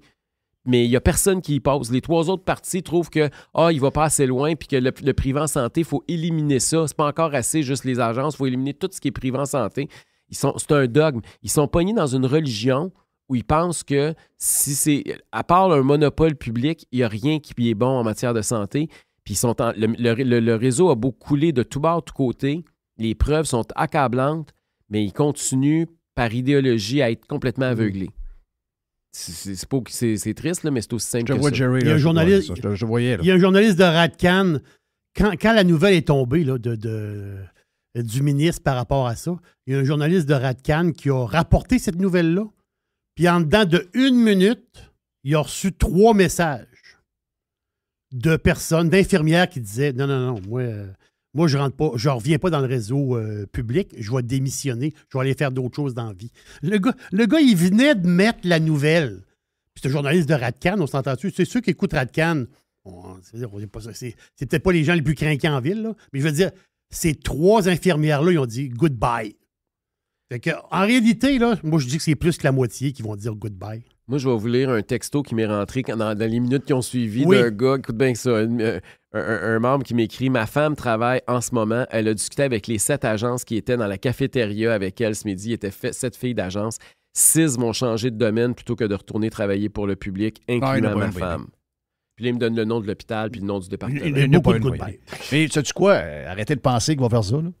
Arrêtez de penser que Dubé va faire ça pour vrai. C'est des gens qui menacent, puis ils menacent avec des fusils à eau, là. Ils n'ont aucun pouvoir. Ils ont fait ça avec les histoires de vaccins. Ils ont même essayé de faire croire au monde qu'elle allait crisser dehors. C'est des gens qui menacent, mais c'est du monde qui... C'est pas des doueurs. C'est juste des raconteux. Non, mais Jeff, c'est dangereux. de Il menace pour rien. Je veux dire, il y a tellement de problèmes dans le système de santé. Tout ce qu'il y a à faire, c'est d'essayer d'éliminer du monde puis d'offrir moins de soins. Ben c'est ça. C'est ça sa priorité. C'est ça qui est capoté. Là. Je veux dire, il y a tellement de chantiers à entreprendre dans le système de santé, il y a tellement de failles que lui, tout ce qu'il a trouvé, c'est... Puis pourquoi il fait ça? C'est la question qu'il faut se demander, c'est pourquoi il fait ça. Parce que politiquement, c'est la chose la plus facile à faire. Oui, mais c'est ça, mais c'est dans la culture de la CAQ. Identifier le bon et utiliser le mauvais qu'on vient de déterminer pour être sûr qu'on ne se fait pas frapper dessus. Ça a toujours été ça, là. Ils divisent pour mieux mener, là. Ils veulent s'assurer que les syndicats ne sont pas contre eux. Ils achètent la paix. Ils s'assurent que les 3 autres oppositions les suivent comme des moutons. C'est politiquement, là, il n'y a pas eu beaucoup de représailles à faire ça. C'est ça le problème. C'est que même s'il prend les plus mauvaises décisions, politiquement, il ne paye pas le prix. C'est pour ça qu'il prend des décisions aussi mauvaises aussi, là. C'est ça qui est dramatique. C'est ce qui fait qu'à répétition, la CAQ est dans le champ gauche, là. Ah, regarde, c'est dégueulasse. J'ai l'impression que tu vas revenir dans... Parce que tu viens moins nous voir, tu es dans le jus, mais tu vas revenir dans un mois et on aurait des sujets quasiment semblables. Il n'y a rien. On dirait qu'on est tout... C'est le jour de la marmotte, on est toujours ces mêmes affaires et il ne se passe rien. Si, Monac, c'est pas facile. Je ne sais pas si c'est comme ça pour toi aussi, mais je vois de plus en plus de gens qui sont découragés puis qui lancent la serviette par rapport au Québec. Là. Ils sont comme en train de perdre espoir. Puis ça me fait peur parce que, tu sais, j'ai des amis là, qui m'ont annoncé, il y a quoi, pendant le Super Bowl, ils m'ont annoncé qu'ils s'en allaient en Alberta. Ouais, j'ai vu ton tweet. Écoute, ça m'a shaké, là. Puis depuis ce temps-là, il y a plein de monde qui m'écrit ou qui m'appelle puis qui me disent qu'ils veulent partir. Mais, tu sais, entre un projet de vouloir partir puis le faire, c'est une chose. C'est deux affaires bien différentes, là. Mais j'ai l'impression que ça témoigne surtout d'un manque d'espoir. Les gens sont découragés. Plus les décisions comme stupides comme celle-là sortent, plus le monde dit qu'il n'y a plus rien à faire au Québec. Là. Ça n'a pas de bon sens. Là. Ouais. Eh bien, j'ai l'impression que la liste de to-do est longue en cibole. Je vais te dire de quoi. Je te trouve courageux. Mais s'en aller là, tu commences par où? Regarde-moi la liste d'affaires à faire. C'est une culture générale. Hein? Je veux dire, c'est à la grandeur. Quand tu es rendu que tu as des gens qui sont mélangés dans des patentes de l'État puis qui s'occupent de tourisme, qui réussissent pendant des années à mettre des centaines de milliers de dollars dans le compte de dépenses, incluant une toile de piscine creusée à 5 000 $, puis que personne ne s'en rend compte, peux-tu dire que la machine est fuckée à grandeur? C'est quand même arrivé à Montérégie. Là. C'est pas arrivé dans une réserve quelque part dans le nord où il n'y avait personne qui checkait. Là. C'est arrivé à Montérégie, une des régions les plus populeuses du Québec. Et merci, Éric. Merci Éric Jeff. Duhem, chef du Parti conservateur du Québec. Mia également est en feu. My God! Mia elle m'aime beaucoup. Hein. Ouais, je sais. Elle me sent beaucoup l'entrejambe. Je trouve ça inquiétant. Ouais. Tu dois avoir des senteurs. Tu dois suer de... Une douche, puis elle va te lâcher tranquille. Vu que tu travailles fort, tu vas avoir quelques senteurs. En tout cas, Tiger, ici, est à côté de moi, puis il m'a dit de quoi? On dirait qu'il sent quelque chose. Il sent que dans son domaine, il se passe quelque chose. Il n'y a pas trop de bonne humeur. Arrête. Fais pas rire, Jerry, c'est c'est tout. fait toucher. Ouais. On revient dans quelques instants. Thank you, man. Oh boy. On revient. Évasion. Révolution. Domination. Radio Pirate. Spread the word. RadioPirate.com. A definite breakthrough step in home entertainment. Through the center zone for Montreal. The pass across. They score! Go, go, go!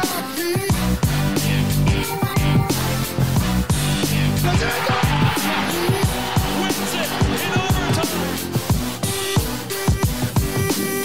Il dit qu'est-ce qu'on va dire aux journalistes?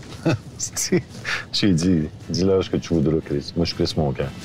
Le vestiaire vous est présenté par UH Clothing. Pour vos uniformes de hockey, de deck, de baseball 100% personnalisés, ainsi que pour vos vêtements corporels. Sur Facebook ou en ligne à uhclothing.com.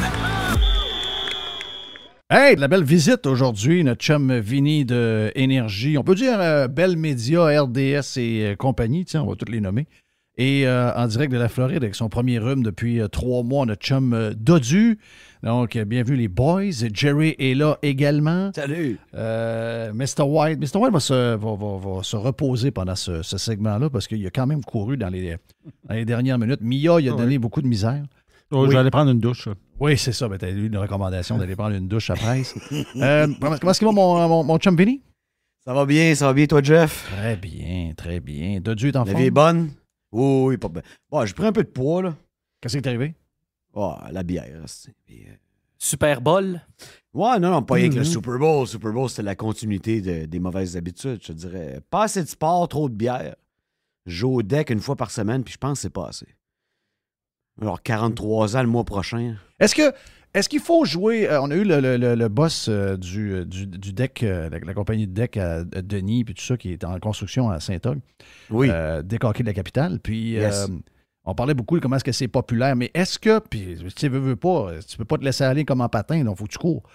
Est-ce que tu dois être en forme pour jouer au deck pour de vrai ou tu dois te mettre en forme pour jouer au deck? Ah, il faut que tu sois en forme pour jouer au deck. Sinon, tu es une nuisance pour ton équipe. Là. Ouais, c'est ça. Moi, je coupe mes chiffres à 40 secondes parce que, mettons que je reste une minute, là, des grandes chances de revirement. Ouais. Moi, ils me mettent à la défensive. Des fois, je joue à l'attaque. Ça dépend. Moi, je bouge des trous. Là. Et j'ai vraiment du fun avec ma gang. Les Flambants Roses C3 Ouest que je salue. Première position au classement. Et ça n'a rien à voir avec ma présence. Là. À peu près le pire joueur de l'équipe, mais tu sais... Je suis content d'être Des invité flamants dans roses. les flambants. Une commandite. C'est ça, c'est des roses. flambants. Les flambants Ah roses. oui. Puis je suis content d'être invité dans le vestiaire aujourd'hui parce que j'ai toujours donné autant d'importance au vestiaire qu'à la surface. Oui. Le vestiaire, c'est important. C'est très important. Ouais.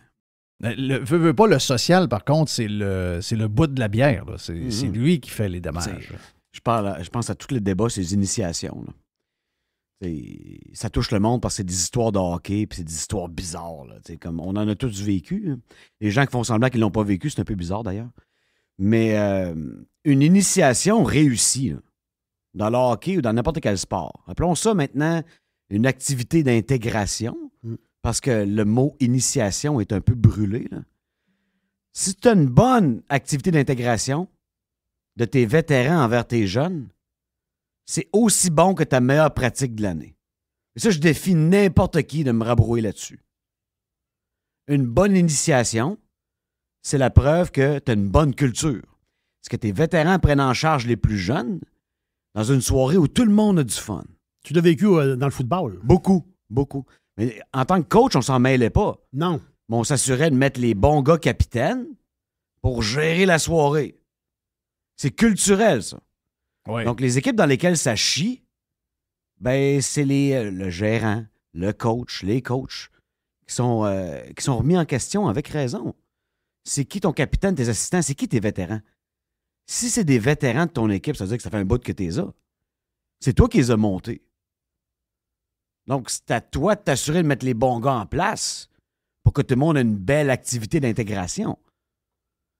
Là, à vouloir éradiquer toute forme d'activité d'intégration au Québec, tout sport confondu, là, on fait le hockey parce que le hockey, ça passionne les gens, puis ça rallie.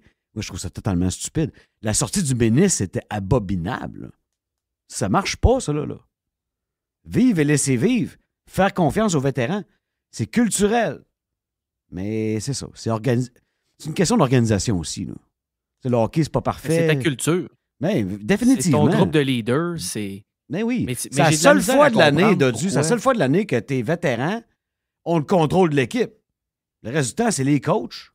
À la limite, des fois, c'est les parents. C'est jamais les joueurs. Donc, cette fois-là, à tout organiser que ça se passe bien. Puis si ça se passe bien et tout le monde a du fun, je vous le dis, là, c'est un gros plus dans une équipe de n'importe quel sport. Mais toi, Dodds, tu as été initié. Là. Qu'est-ce qu'ils t'ont fait? Ben oui. Qu'est-ce que tu as eu?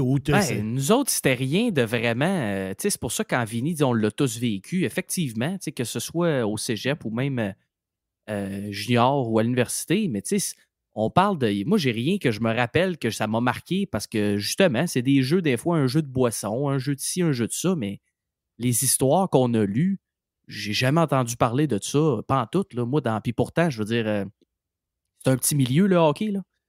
J'ai joué quand même à quelques niveaux, là, puis c'est pas des affaires qu'on t'a entendu parler, là, mais je veux dire, comme Vinny l'a dit, j'ai peut-être tombé dans des places où justement les groupes de leaders étaient bons et j'ai été moi-même leader aussi.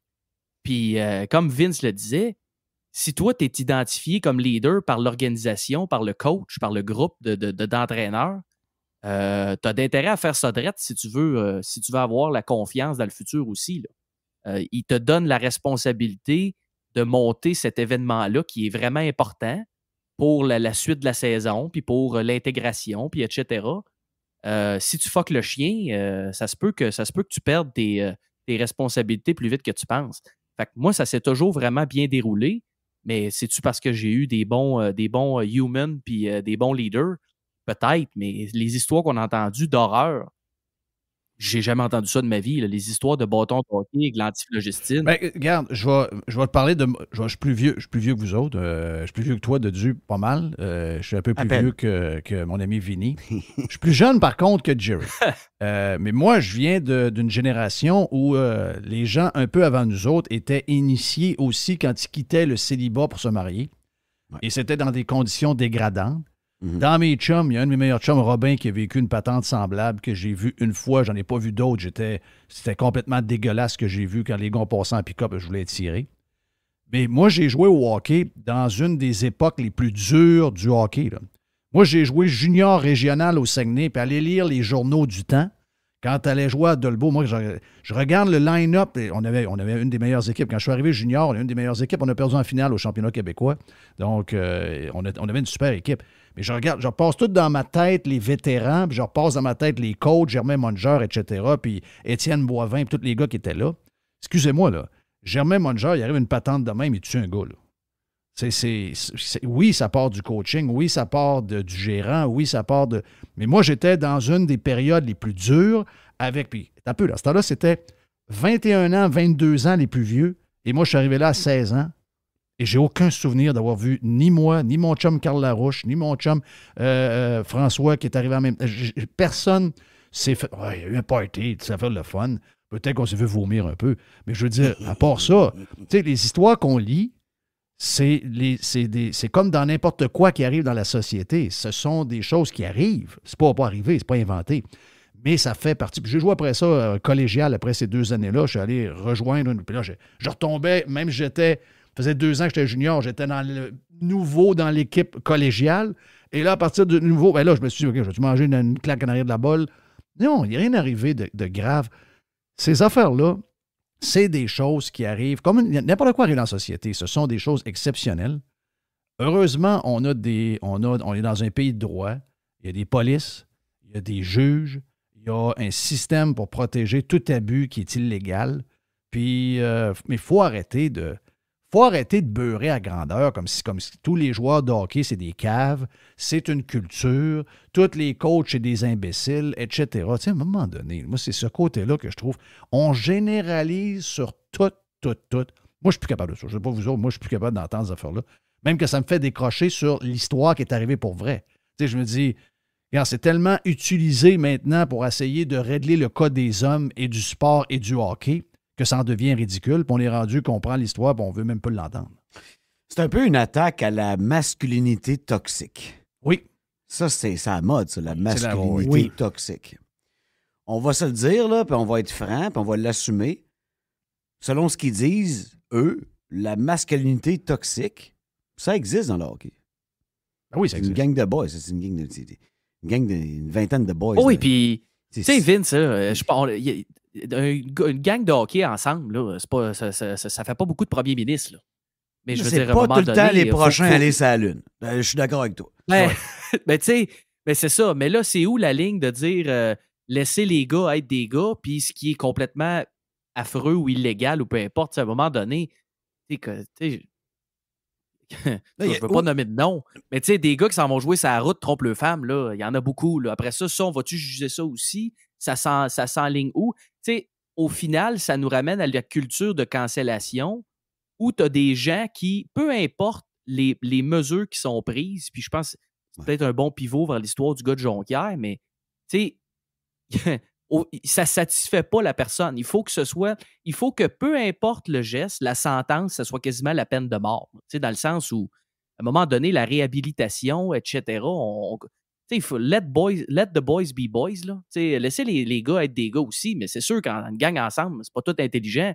Mais de ce qu'on a compris des dernières années, le milieu artistique non plus, tout ensemble dans un bar avec la boisson puis l'alcool, c'est pas tout intelligent non plus. À un moment donné, il y a des effets de groupe que là, à quel point où ce que tu veux déresponsabiliser tes jeunes. Je suis content qu'on en parle, puis ça revient au point à Jeff. Si t'es lésé, si t'es brimé, ben, porte plainte, là. Oui. Vas-y, là. Ah oui. Puis, je t'encourage à le faire, là. T'as vécu quelque chose de dégradant qui t'a totalement déboussolé. Ben, tu sais quoi faire. Parce que, oui, il y a eu des actes criminels dans des activités d'intégration. Mais t'as le système pour dénoncer. Maintenant, est-ce que la loi du silence du hockey est trop forte pour ça? Ben, j'en doute de plus en plus, là. T'as tous les moyens, de dénoncer une situation dégradante. Puis la plupart des choses qu'on a lues les dernières semaines, c'est pas des vieilles histoires, là, mais ça fait quand même un bail. Là. Ça fait au-dessus de 10 ans, pas mal tout. Là. La situation s'est améliorée d'elle-même. Tu as des gens responsables en place qui comprennent les répercussions de tels événements. Je trouve que la situation s'améliore.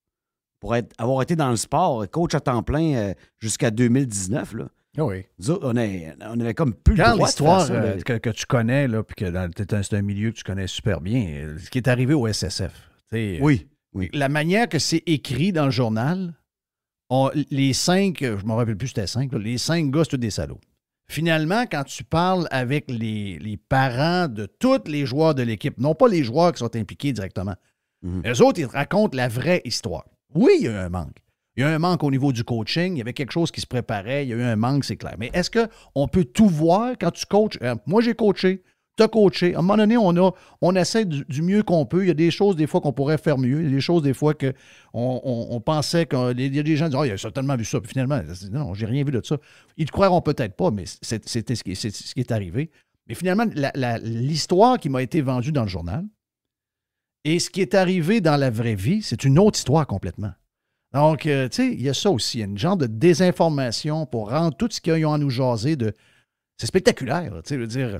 Et moi, dans la vraie vie, là, les noms, je vais prendre mon nom qui me vient à la tête. Fabien Tremblay, un de mes grands chums, OK? Plus vieux que moi. Eu une carrière extraordinaire chez Bell comme installateur d'un poteau puis tout. Mais lui, joueur de hockey, là. Joueur de hockey, gros gars. On riait de lui parce que Germain Munger le faisait à la fin de la pratique. Il y avait une course. Lui, il faisait la course contre les goalers parce qu'il était plus lent, mais il était grand, gros. C'était le capitaine. C'était le vrai de vrai. Mais ça, c'est une belle activité d'intégration. Mais jamais Fabien aurait permis qu'un gars initie un autre avec un bâton avec de l'antilogestine dessus. C'est sûr que le gars se fait mettre dehors de la chambre par la porte de côté puis se ramasse dans le banc de neige. Voyons donc. Mais ça va comme c'est mené, hein? C'est comme tout, là. Oh oui, ça va comme c'est mené. C'est ça. Moi, je veux pas déresponsabiliser les jeunes. Mais quand tu mets des vétérans tout croche en charge des plus jeunes, attends-toi pas un miracle non plus, là. Puis les vétérans, c'est toi. C'est toi qui les as élevés, tu sais. Donc, la faute te revient quand même, là. Puis de là, enlever ça, cette opportunité-là à tout le monde, d'avoir une belle activité dans laquelle tout le monde rit, tout le monde a du fun. Ouais. Et c'est la Ménis qui est sortie là-dessus, là. Pas juste dans le hockey, dans tout. Là. Il n'y a plus d'initiation, plus d'activité. Ben voyons donc, vous l'échappez donc, ben. Ah non, mais c'est toujours les extrêmes. C'est toujours les extrêmes. Allons vers le gars de Jonquière. Ça se termine bien, là, parce que, il y a eu une job de bras qui s'est faite des médias, pas à peu près, sur ce gars-là. Là. Alors que oui, il avait fait. On va dire, comme Régent Tremblay nous disait hier, il a parlé avec Sylvain Simard, qui était un super de joueur de hockey, qui était sur je pense qu'il a été repêché, mais lui, il voulait devenir médecin. Et Sylvain est le médecin des Saguenayens, puis c'est le médecin de l'équipe de Jonquière. Puis, comme Sylvain disait, j'ai été élevé avec Sylvain. Sylvain disait, voyons, on le sait bien que dire tapette, c'est pas beau, mais de temps en temps, on l'échappe, on le dit pareil. Ou Fifi, ou je ne sais pas trop ce qu'il a dit. Là. Puis là, ben, ça a fait une histoire, puis il y a un parent d'un joueur, probablement qui était LT Scratch, une coupe de game par mois. Puis que là, la madame, elle s'est servie de ça, ou le monsieur s'est servi de ça pour faire le cas du coach. Et là, le coach a été sermonné. Il a passé devant un comité. Ils ont donné un genre de pénalité. Ils ont fait suivre un cours. Et là, tout va bien jusqu'au temps que Québécois sort l'histoire un an plus tard. Et là, le gars, lui, il sent toute la pression autour de lui, décide de démissionner. Et là, par après, les joueurs et les parents de l'édition de cette année font une pétition à la grandeur, puis font une déclaration sur Facebook de quoi qu'ils veulent ravoir leur coach. Je trouve que c'est une belle histoire, ça. C'est une belle histoire parce qu'une équipe de hockey, de football, pour les domaines que je connais le plus, c'est blindé. C'est rien de plus fort que ça. On ne peut pas pénétrer les murs d'une gang qui se tient comme ça. Parents, coachs, joueurs, c'est impénétrable. Oui. Donc, au moins, c'est un pouvoir qu'on a encore. Pour les bonnes raisons. Le développement des jeunes, le plaisir à jouer au hockey. Ces gens-là se sont tenus, puis, regarde, bravo. C'est rassurant parce que, comme tu disais, Vince, là, toutes les possibilités, puis les portes ouvertes, puis les lignes de communication, s'il y a des abus, il y en a maintenant. Puis là, ben, au moins, c'est un exemple rassurant que ça fonctionne. Parce que là, il y a eu une petite affaire, mais c'était pas... La conséquence était beaucoup plus sévère que le geste au final. Là. Surtout que ça a été ramené quasiment un an après là, par Québécois, effectivement. Mais là, on a la preuve que, OK, il y a un système en place qui... Ça a été un peu chaotique, Mais au final, je pense que ce qui s'est passé a fini par être juste. Ça donne un peu confiance, justement. Hein? OK, il y a encore des gens qui ne sont pas complètement dans la wokeness extrême où là, il ne faut plus rien dire. Oui, le gars il a own ses mistakes, là, c'est ça qu'on dit en anglais. Là. Il a changé les choses, puis là, ben, il est revenu. Fait que je pense que c'est encourageant aussi pour ce que tu expliquais plus tôt, Vince, où justement, on a des lignes de communication qui vont fonctionner dans le futur. Moi, je crois toujours croire un parent qui s'investit dans l'environnement de son jeune. Tu sais, si le parent, il décide, puis c'était unanime, là, que lui, c'est le bon coach, là. Non, mais qui peut aller contre ça, là? C'est son enfant. Oui. Dans le sport qu'il pratique depuis que 5 ans, parce que au hockey, tu peux pas commencer à 9 ans, c'est fini. Non, c'est fini, ça marche pas. C'est un sport particulier, là. Ben oui. T'as investi une dizaine d'années là-dedans. T'en as connu des coachs, là. Lui, c'est le tien, puis tout le monde est d'accord. Voyons, qui peut se revirer contre ça? Je suis content que ça a encore du poids, ça, dans la société d'aujourd'hui. Ça m'a surpris un matin quand j'ai vu ultimement, c'était sa décision de revenir parce que la direction était ouverte avec ça, puis les parents étaient ouverts. Mais j'ai trouvé que c'était une belle histoire parce que dans l'époque si tu parlais de wokeness tantôt, je vais rajouter le mot cancellation qui est devenu un genre de culture un peu dur à suivre. Bien là, je sais pas, c'est à force d'avoir des exemples de même, de se tenir debout, puis de se tenir debout devant. Écoute, c'est des genres de procès publics. C'est ça qui est un peu tannant. Là. C'est carrément des procès publics. Je voyais que le gars était complètement désemparé cette semaine, puis il ne pensait pas jamais que ça allait ressortir un an après. Puis finalement, quand on y pense, c'est une histoire qui est un peu anodine. Bon, est-ce qu'il y a vraiment des homosexuels qui sont fâchés de savoir qu'un coach traite ses joueurs qui se traînent le cul dans une game de gang de tapettes? C'est sûr que les plus actifs qui sont dans des organisations puis qu'on appelle tout le temps dans le journal, c'est sûr qu'ils vont dire que oui. Mais si on prend le monde normal, les homosexuels réguliers là, qui ne sont pas des organisations, qui sont alentour de nous autres, on leur dit, moi, ça te dérange-tu, toi, quand un coach pète sa coche puis il dit à ses gars, « Hey, maudite tapette, de la prochaine game, joue comme du monde. » Ben, il va dire, c'est sûr que c'est pas un terme... c'est pas un terme qu'on aime, là, mais je comprends le contexte. Là, c'est pas la fin du monde. Voyons, tout le monde sait ça, là, incluant ceux qui sont probablement visés par là-dedans. J'en ai entendu des pires que ça aussi, là. Mais tu sais, j'espère juste, Jeff, que ce processus-là, je sais pas ce comité-là, ça faisait combien d'années qu'il existait ou peu importe, là. J'espère juste que ça va être appliqué, puis cette recette-là, qui, comme je dis, était probablement un peu trop chaotique par rapport à ce que ça aurait dû être. Merci à Québécois d'avoir ramené ça, là. Mais j'espère que ça va être appliqué ailleurs, parce qu'il y a eu des cas à l'inverse où, oui, effectivement, je pense qu'une majorité de parents et joueurs auraient préféré garder quelqu'un que garder un entraîneur. Et finalement, ben, il y a une petite portion, un petit groupe d'individus qui ont mis de la pression et l'organisation a cédé puis ils ont remplacé le coach que ça faisait 15 ans qu'il était là. Ah, il gagne plus souvent qu'on gagne, là, ça c'est clair. Ben, c'est ça. C'est pour ça que j'espère juste que ça va être ça plus souvent. Puis je parle d'une organisation scolaire dans la région de Québec. Là. Je le sais, ça n'a pas été publicisé. Là, puis c'est pas moi qui va sortir des noms ici. Là. Mais j'espère que ce modèle-là qu'on vient de voir va être appliqué un petit peu plus. Puis il y a des gens indépendants qui vont mettre le culotte puis vont se tenir debout devant ce qui est raisonnable ou non raisonnable, à l'inverse aussi. Oui. Hey, dans le vestiaire, veut pas, on a deux maniaques de hockey. Notre chum Dodu puis Jerry est un analyste hors pair pour embarquer dans le tas.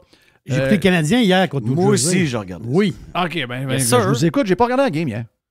Bon, ben, t'as manqué une équipe très talentueuse qui sous-estime une autre. Oui, c'est ça. Mais ben, pense à, mettons, Dougie Hamilton. C'est un défenseur, il a roulé sa bosse, là, c'est un vrai. Là. Je regarde le line-up du Canadien avant la game, il part à rire. Là. Il y a 3-4 noms là-dedans, il les connaît même pas. Ah non, c'est dans ça. le hockey depuis toujours. Fait que les Devils, il y avait une belle structure, ils ont eu leur chance. Ils ont canardé Montembeault. Mais en bout de ligne, ils ne mettent pas l'effort que le Canadien met sur la glace. Il y a eu 3 échappés. Ils sont vulnérables, pareil. Là. Oh, oui. Ils ont essayé d'être cute, faire des beaux jeux. On passait à TSN à soir, mais en réalité, les Canadiens, quand il y a eu ses chances, ils l'ont mis dedans. Voilà. C'est vraiment pas une bonne parce chose. qu'ils ont juste 18 shots quand même. Là. Oh, oui, tout à fait, mais des revirements en zone neutre, les Devils n'ont quasiment pas donné ça de l'année. Hein. Ils ont sous-estimé le Canadien.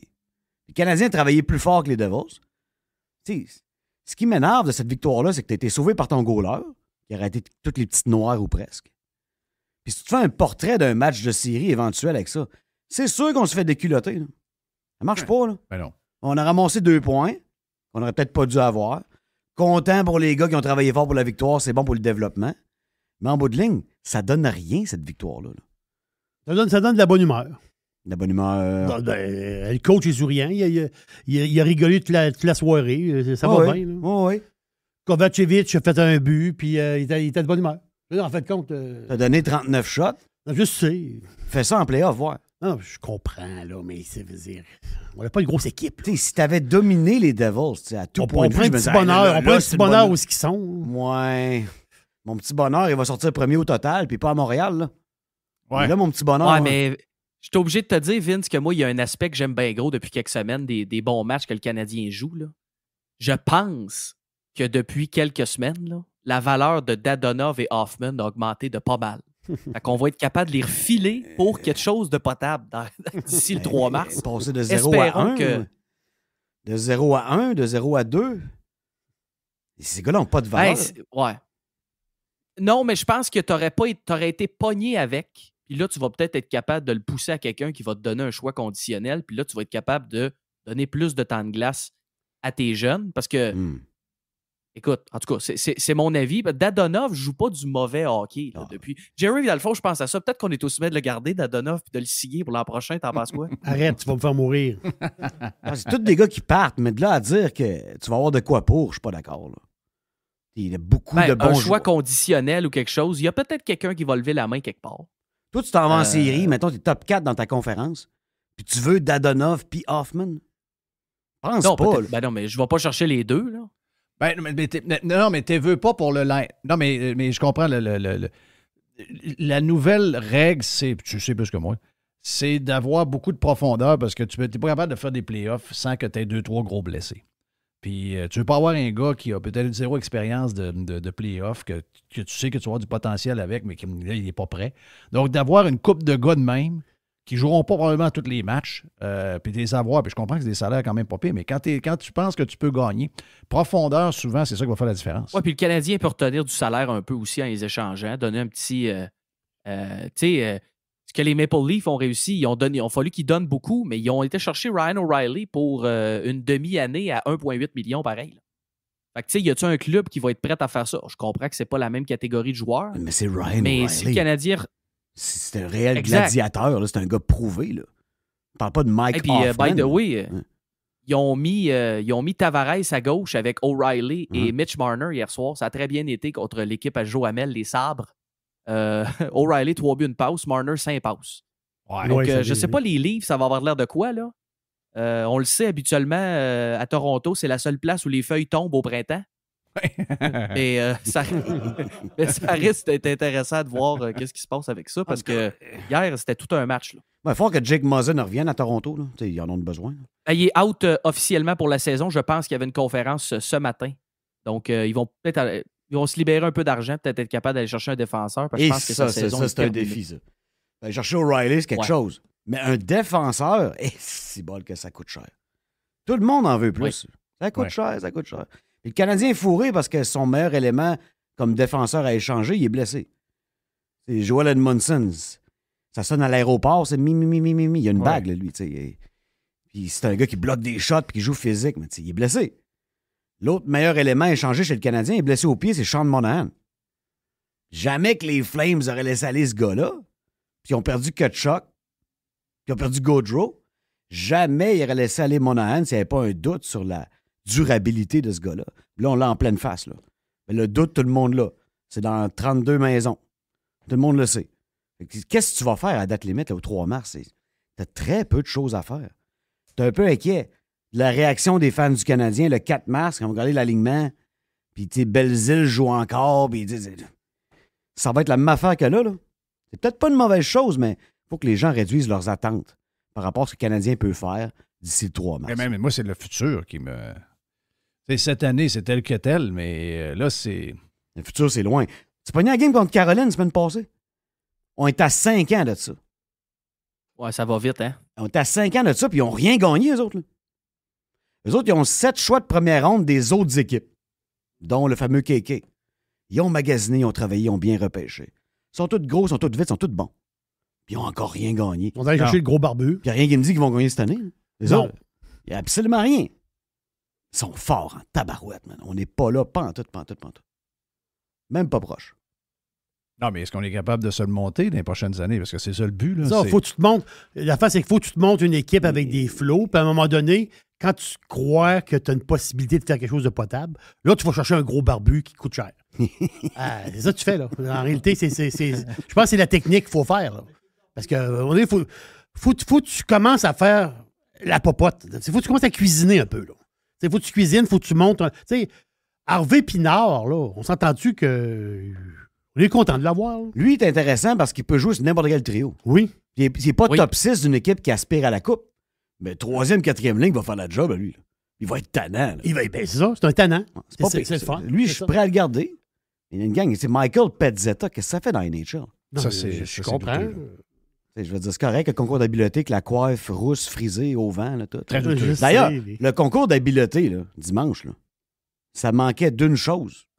Ça manquait d'habileté.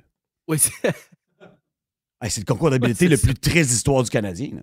T'as la moitié du Rocket sur la glace. La place est pleine, mais le monde s'amuse. C'est correct, là, mais c'est une super activité. Mais tabarouette qu'on est poche.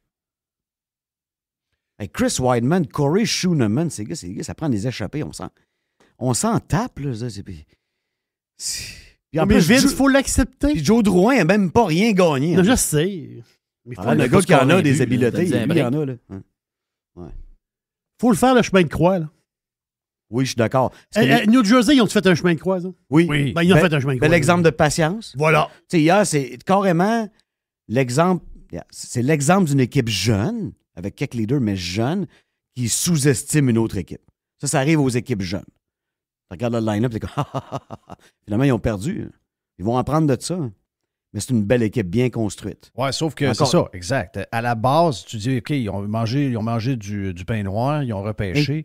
Mais là, quand ils repêchaient, il y avait du potentiel. Là. Hughes, compagnie. Tu sais, hier, la question, j'ai trouvé bonne la question à Régent, mais il dit, nous autres, tu sais, même Suzuki, c'est notre centre numéro 1. Là. Suzuki, on a dessus. Moi, j'ai dit, c'est probablement le meilleur que tu peux avoir de lui, il est là.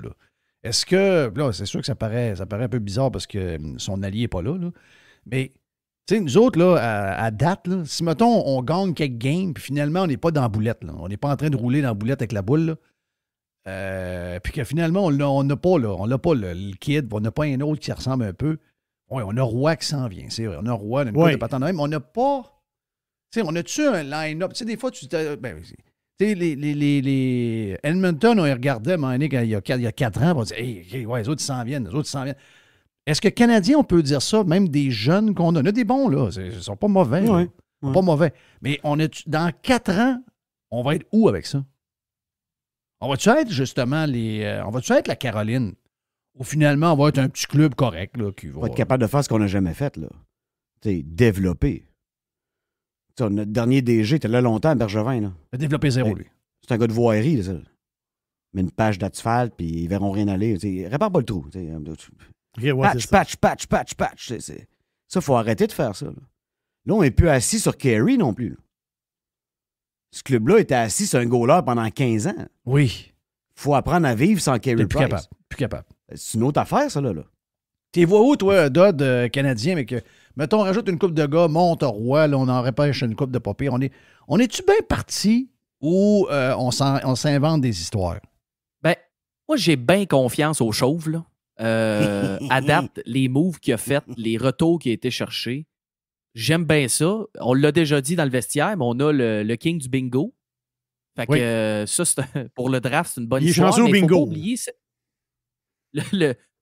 le draft cette année, les gars, c'est un draft extrêmement profond. Je comprends qu'il n'y aura pas 2 Connor Bedard, mais le gars qui va être probablement repêché 2e, qui est un gars de Toronto qui joue à Michigan, Adam Fantilli, pas piqué des verres, ça non plus. Bon. Le gars, c'est la première année qu'il joue contre des gars de 23 ans à l'université. Il y en a 17. Il a 49 points à 27 games. Ouais. Donc, lui, il n'est pas méchant non plus. Tu as beaucoup de profondeur. T'as un gars, je pense que tu as un Russe aussi. Mishkov, ou un Européen. Mishkov est tout petit, mais il était un shot, man. Le gars est incroyable. Là. Mais encore là, ces gars-là, ils traversent-tu? C'est ça. Le prospect russe, ça va toujours être un gros point d'interrogation pour bien des équipes de la Ligue. Je pense que Montréal, c'est une belle place pour un Russe. Il y en a beaucoup dans l'immobilier à Montréal. Là, ils ont des chums en masse. Là. Mishkov, c'est un spécial, ça. Mais je pense, Jeff, qu'on a vraiment un bon bassin. Regarde, on dira ce qu'on voudra sur le gars avec les lunettes de bois, là, mais on a quand même un bassin de prospects qui n'est pas si pire. Une couple de gars qui jouent à Northeastern, entre autres, qui vont attendre dans 1 an ou 2. Logan Mayhew, je veux dire, c'était tout un joueur de hockey. Là, je comprends l'histoire qui est arrivée, mais c'est tout un joueur de hockey. C'est un stud. Ouais. On a Roy, on a Messar, qui est le chum à Slavkovski aussi, qui est dans le système. Puis là, il ne faut pas oublier, les gars, sur notre liste des blessés en ce moment, notre meilleur défenseur au début de l'année, qui est Caden Goulet, n'est plus là. Mon fils adoptif. C'est mon fils adoptif. Moi, j'ai pas de gars. Oui, là. c'est vrai. Je l'ai adopté, Caden. Tu l'as adopté, lui? C'est un Christy de chef, ça. Je sais que Suzuki, capitaine pour longtemps, là, mais ça a de la graine de capitaine en tabarouette. Là. C'est un vrai de vrai, ça. Ah oui. Puis tu sais, t'as un Jack Eye qui a 22, qui est sur la liste des blessés aussi. Caulfield qui n'est pas là. Slavkovski qui est... Slavkovski, on était dur avec. Il n'y avait pas une saison si pire que ça. Je comprends que des fois, ça allait vite un peu. Il se faisait étamper un petit peu parce qu'il ne levait pas sa tête. Ouais, la c'est glace le gars qui fait gelé souvent. De ce côté-ci de la flaque, là. Mais je veux dire, le gars avait une saison correcte, là. Puis là, ben, il a 18 ans, là. C'est ça. Fait que, avec tous ces prospects-là, rajoute peut-être une signature ou deux. Tu sais, Kirby Dach qui ne jouait pas hier. Méchante saison. Le gars est à 3,3 millions jusqu'en 2025-2026. Ça se peut que ce soit l'aubaine du siècle dans 2 ans, ce gars-là. Là. Mais le gars a 22 ans. Il faut lui donner du temps au gars aussi. T'sais, ça m'a fait rire beaucoup. Que, justement, on parlait du match contre Caroline. Beaucoup d'analystes qui parlaient de Kéké comme si le gars, c'était une histoire ancienne. Hey, le gars a 22 ans. Là. Oui. Ils l'ont mis sur le 2e trio. Oui, il faut qu'il aille se chercher peut-être qu'il va finir l'année sur le 3e trio s'il réussisse à aller chercher quelqu'un. Mais le gars a 22 ans. Là. Ça se peut que dans 3 ans, on regarde ce trade-là, pas le trade, mais qu'on regarde, on l'a perdu pour rien, on se dit hey, ouais, on l'échappe un peu, on n'est pas très patient. Fait que je pense que si on est patient puis on fait le chemin de croix, il faut faire le chemin de croix. Il y a du beau potentiel à Montréal. Faut pas oublier Lane Hudson. Confiance en Martin Alpha et en Le Chauve aussi. Lane Hudson joue à Boston U. Probablement notre meilleur prospect. Tu sais, Marie-Philippe Poulin est engagée par le Canadien. Oui. Elle est évaluatrice de talent. Exactement. Et en juillet, elle les a toutes vues. Slavkovski, Mechard, la gang. T'sais. Elle dit le meilleur joueur, le meilleur jeune, c'est Lane Hudson. Le gars était 3 mois joueur par excellence de l'NCAA, il a 18 ans. Là. Puis il est candidat Hobie Baker à son âge. Ouais. Le gars, il monte le puck en tabarouette. Là. Si tu joues bien à 18 ans dans le collégial à cause de ce que tu as dit tantôt, l'âge des gars autour de toi, me dire de quoi t'es fort. Là. Ah non, lui, c'est un vrai stud. Juste, est-ce que sa petitesse va lui nuire au plus haut niveau de hockey au monde? Peut-être, mais... Ouais, mais t'as un coach qui inspire. Ouais, Notre coach inspire les... Caulfield s'est fait inspirer par le coach. Moi, je regarde Cale Makar, là, c'est pas tout à fait un gros gaillard. Là. Non. On peut argumenter... Sam Girard non plus. Voilà. Mais Cale Makar, on peut argumenter que c'est le meilleur défenseur de la Ligue. Le gars n'est pas 6 pieds. C'est un sport qui a changé. Ces gars-là ont grandi en étant capables de faire des passes de 100 pieds. Il n'y a plus de 2 lignes, là. La rouge a disparu. C'est ça. Le gars sort de derrière son net, il peut te faire un gun, juste en avant de la bleue, l'autre bord. Là. Lane Hudson, il fait ça. Des gars impressionnants, ça prend ça. Ouais, mais regarde, pour finir là-dessus, j'ai suivi beaucoup Caulfield quand il était à Wisconsin. Oui. Puis ça a été ça les 2 années avant. Là. Les 2 années avant qu'il arrive le Canadien, c'était ça. Ouais, il est bon, mais il va être petit, puis il va s'associer. Tout le monde disait ça. Là. Ça disait ça aux États, ça disait ça partout. Excusez-moi, il se blesse pas cette année, il a 45 buts. Là. Ouais, la seule raison pourquoi il a glissé au repêchage, c'est ça. Ça shape, le hockey, c'est le même. Exact. Ben, regarde, ça a été un bonus pour nous autres. Thank you, mon ami. Écoute, d'abord, Dodu, tu es salué dans l'ouest de la Floride. Notre chum Vinny, qui est disponible, vous l'écoutez, on voit ses annonces un peu partout. Je suis allé pisser dans une toilette du Cosmos. J'avais mon ami Vinny qui était en avant de moi. Un honneur de pisser avec toi. Regarde, c'est un honneur certain. Donc, sur Énergie, ton podcast aussi, Vinny?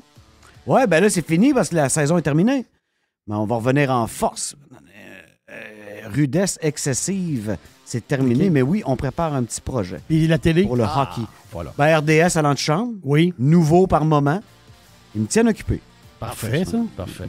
Ça a été fin de venir, Vinny. Puis merci à Dodu aussi. Hey, je dis pas ça pour vous écœurer, les gars, mais une chance qu'il neige pas parce qu'il ferait chaud pour pelleter. Oui, je sais. Très chaud. Mais tu dis pas ça pour nous écœurer.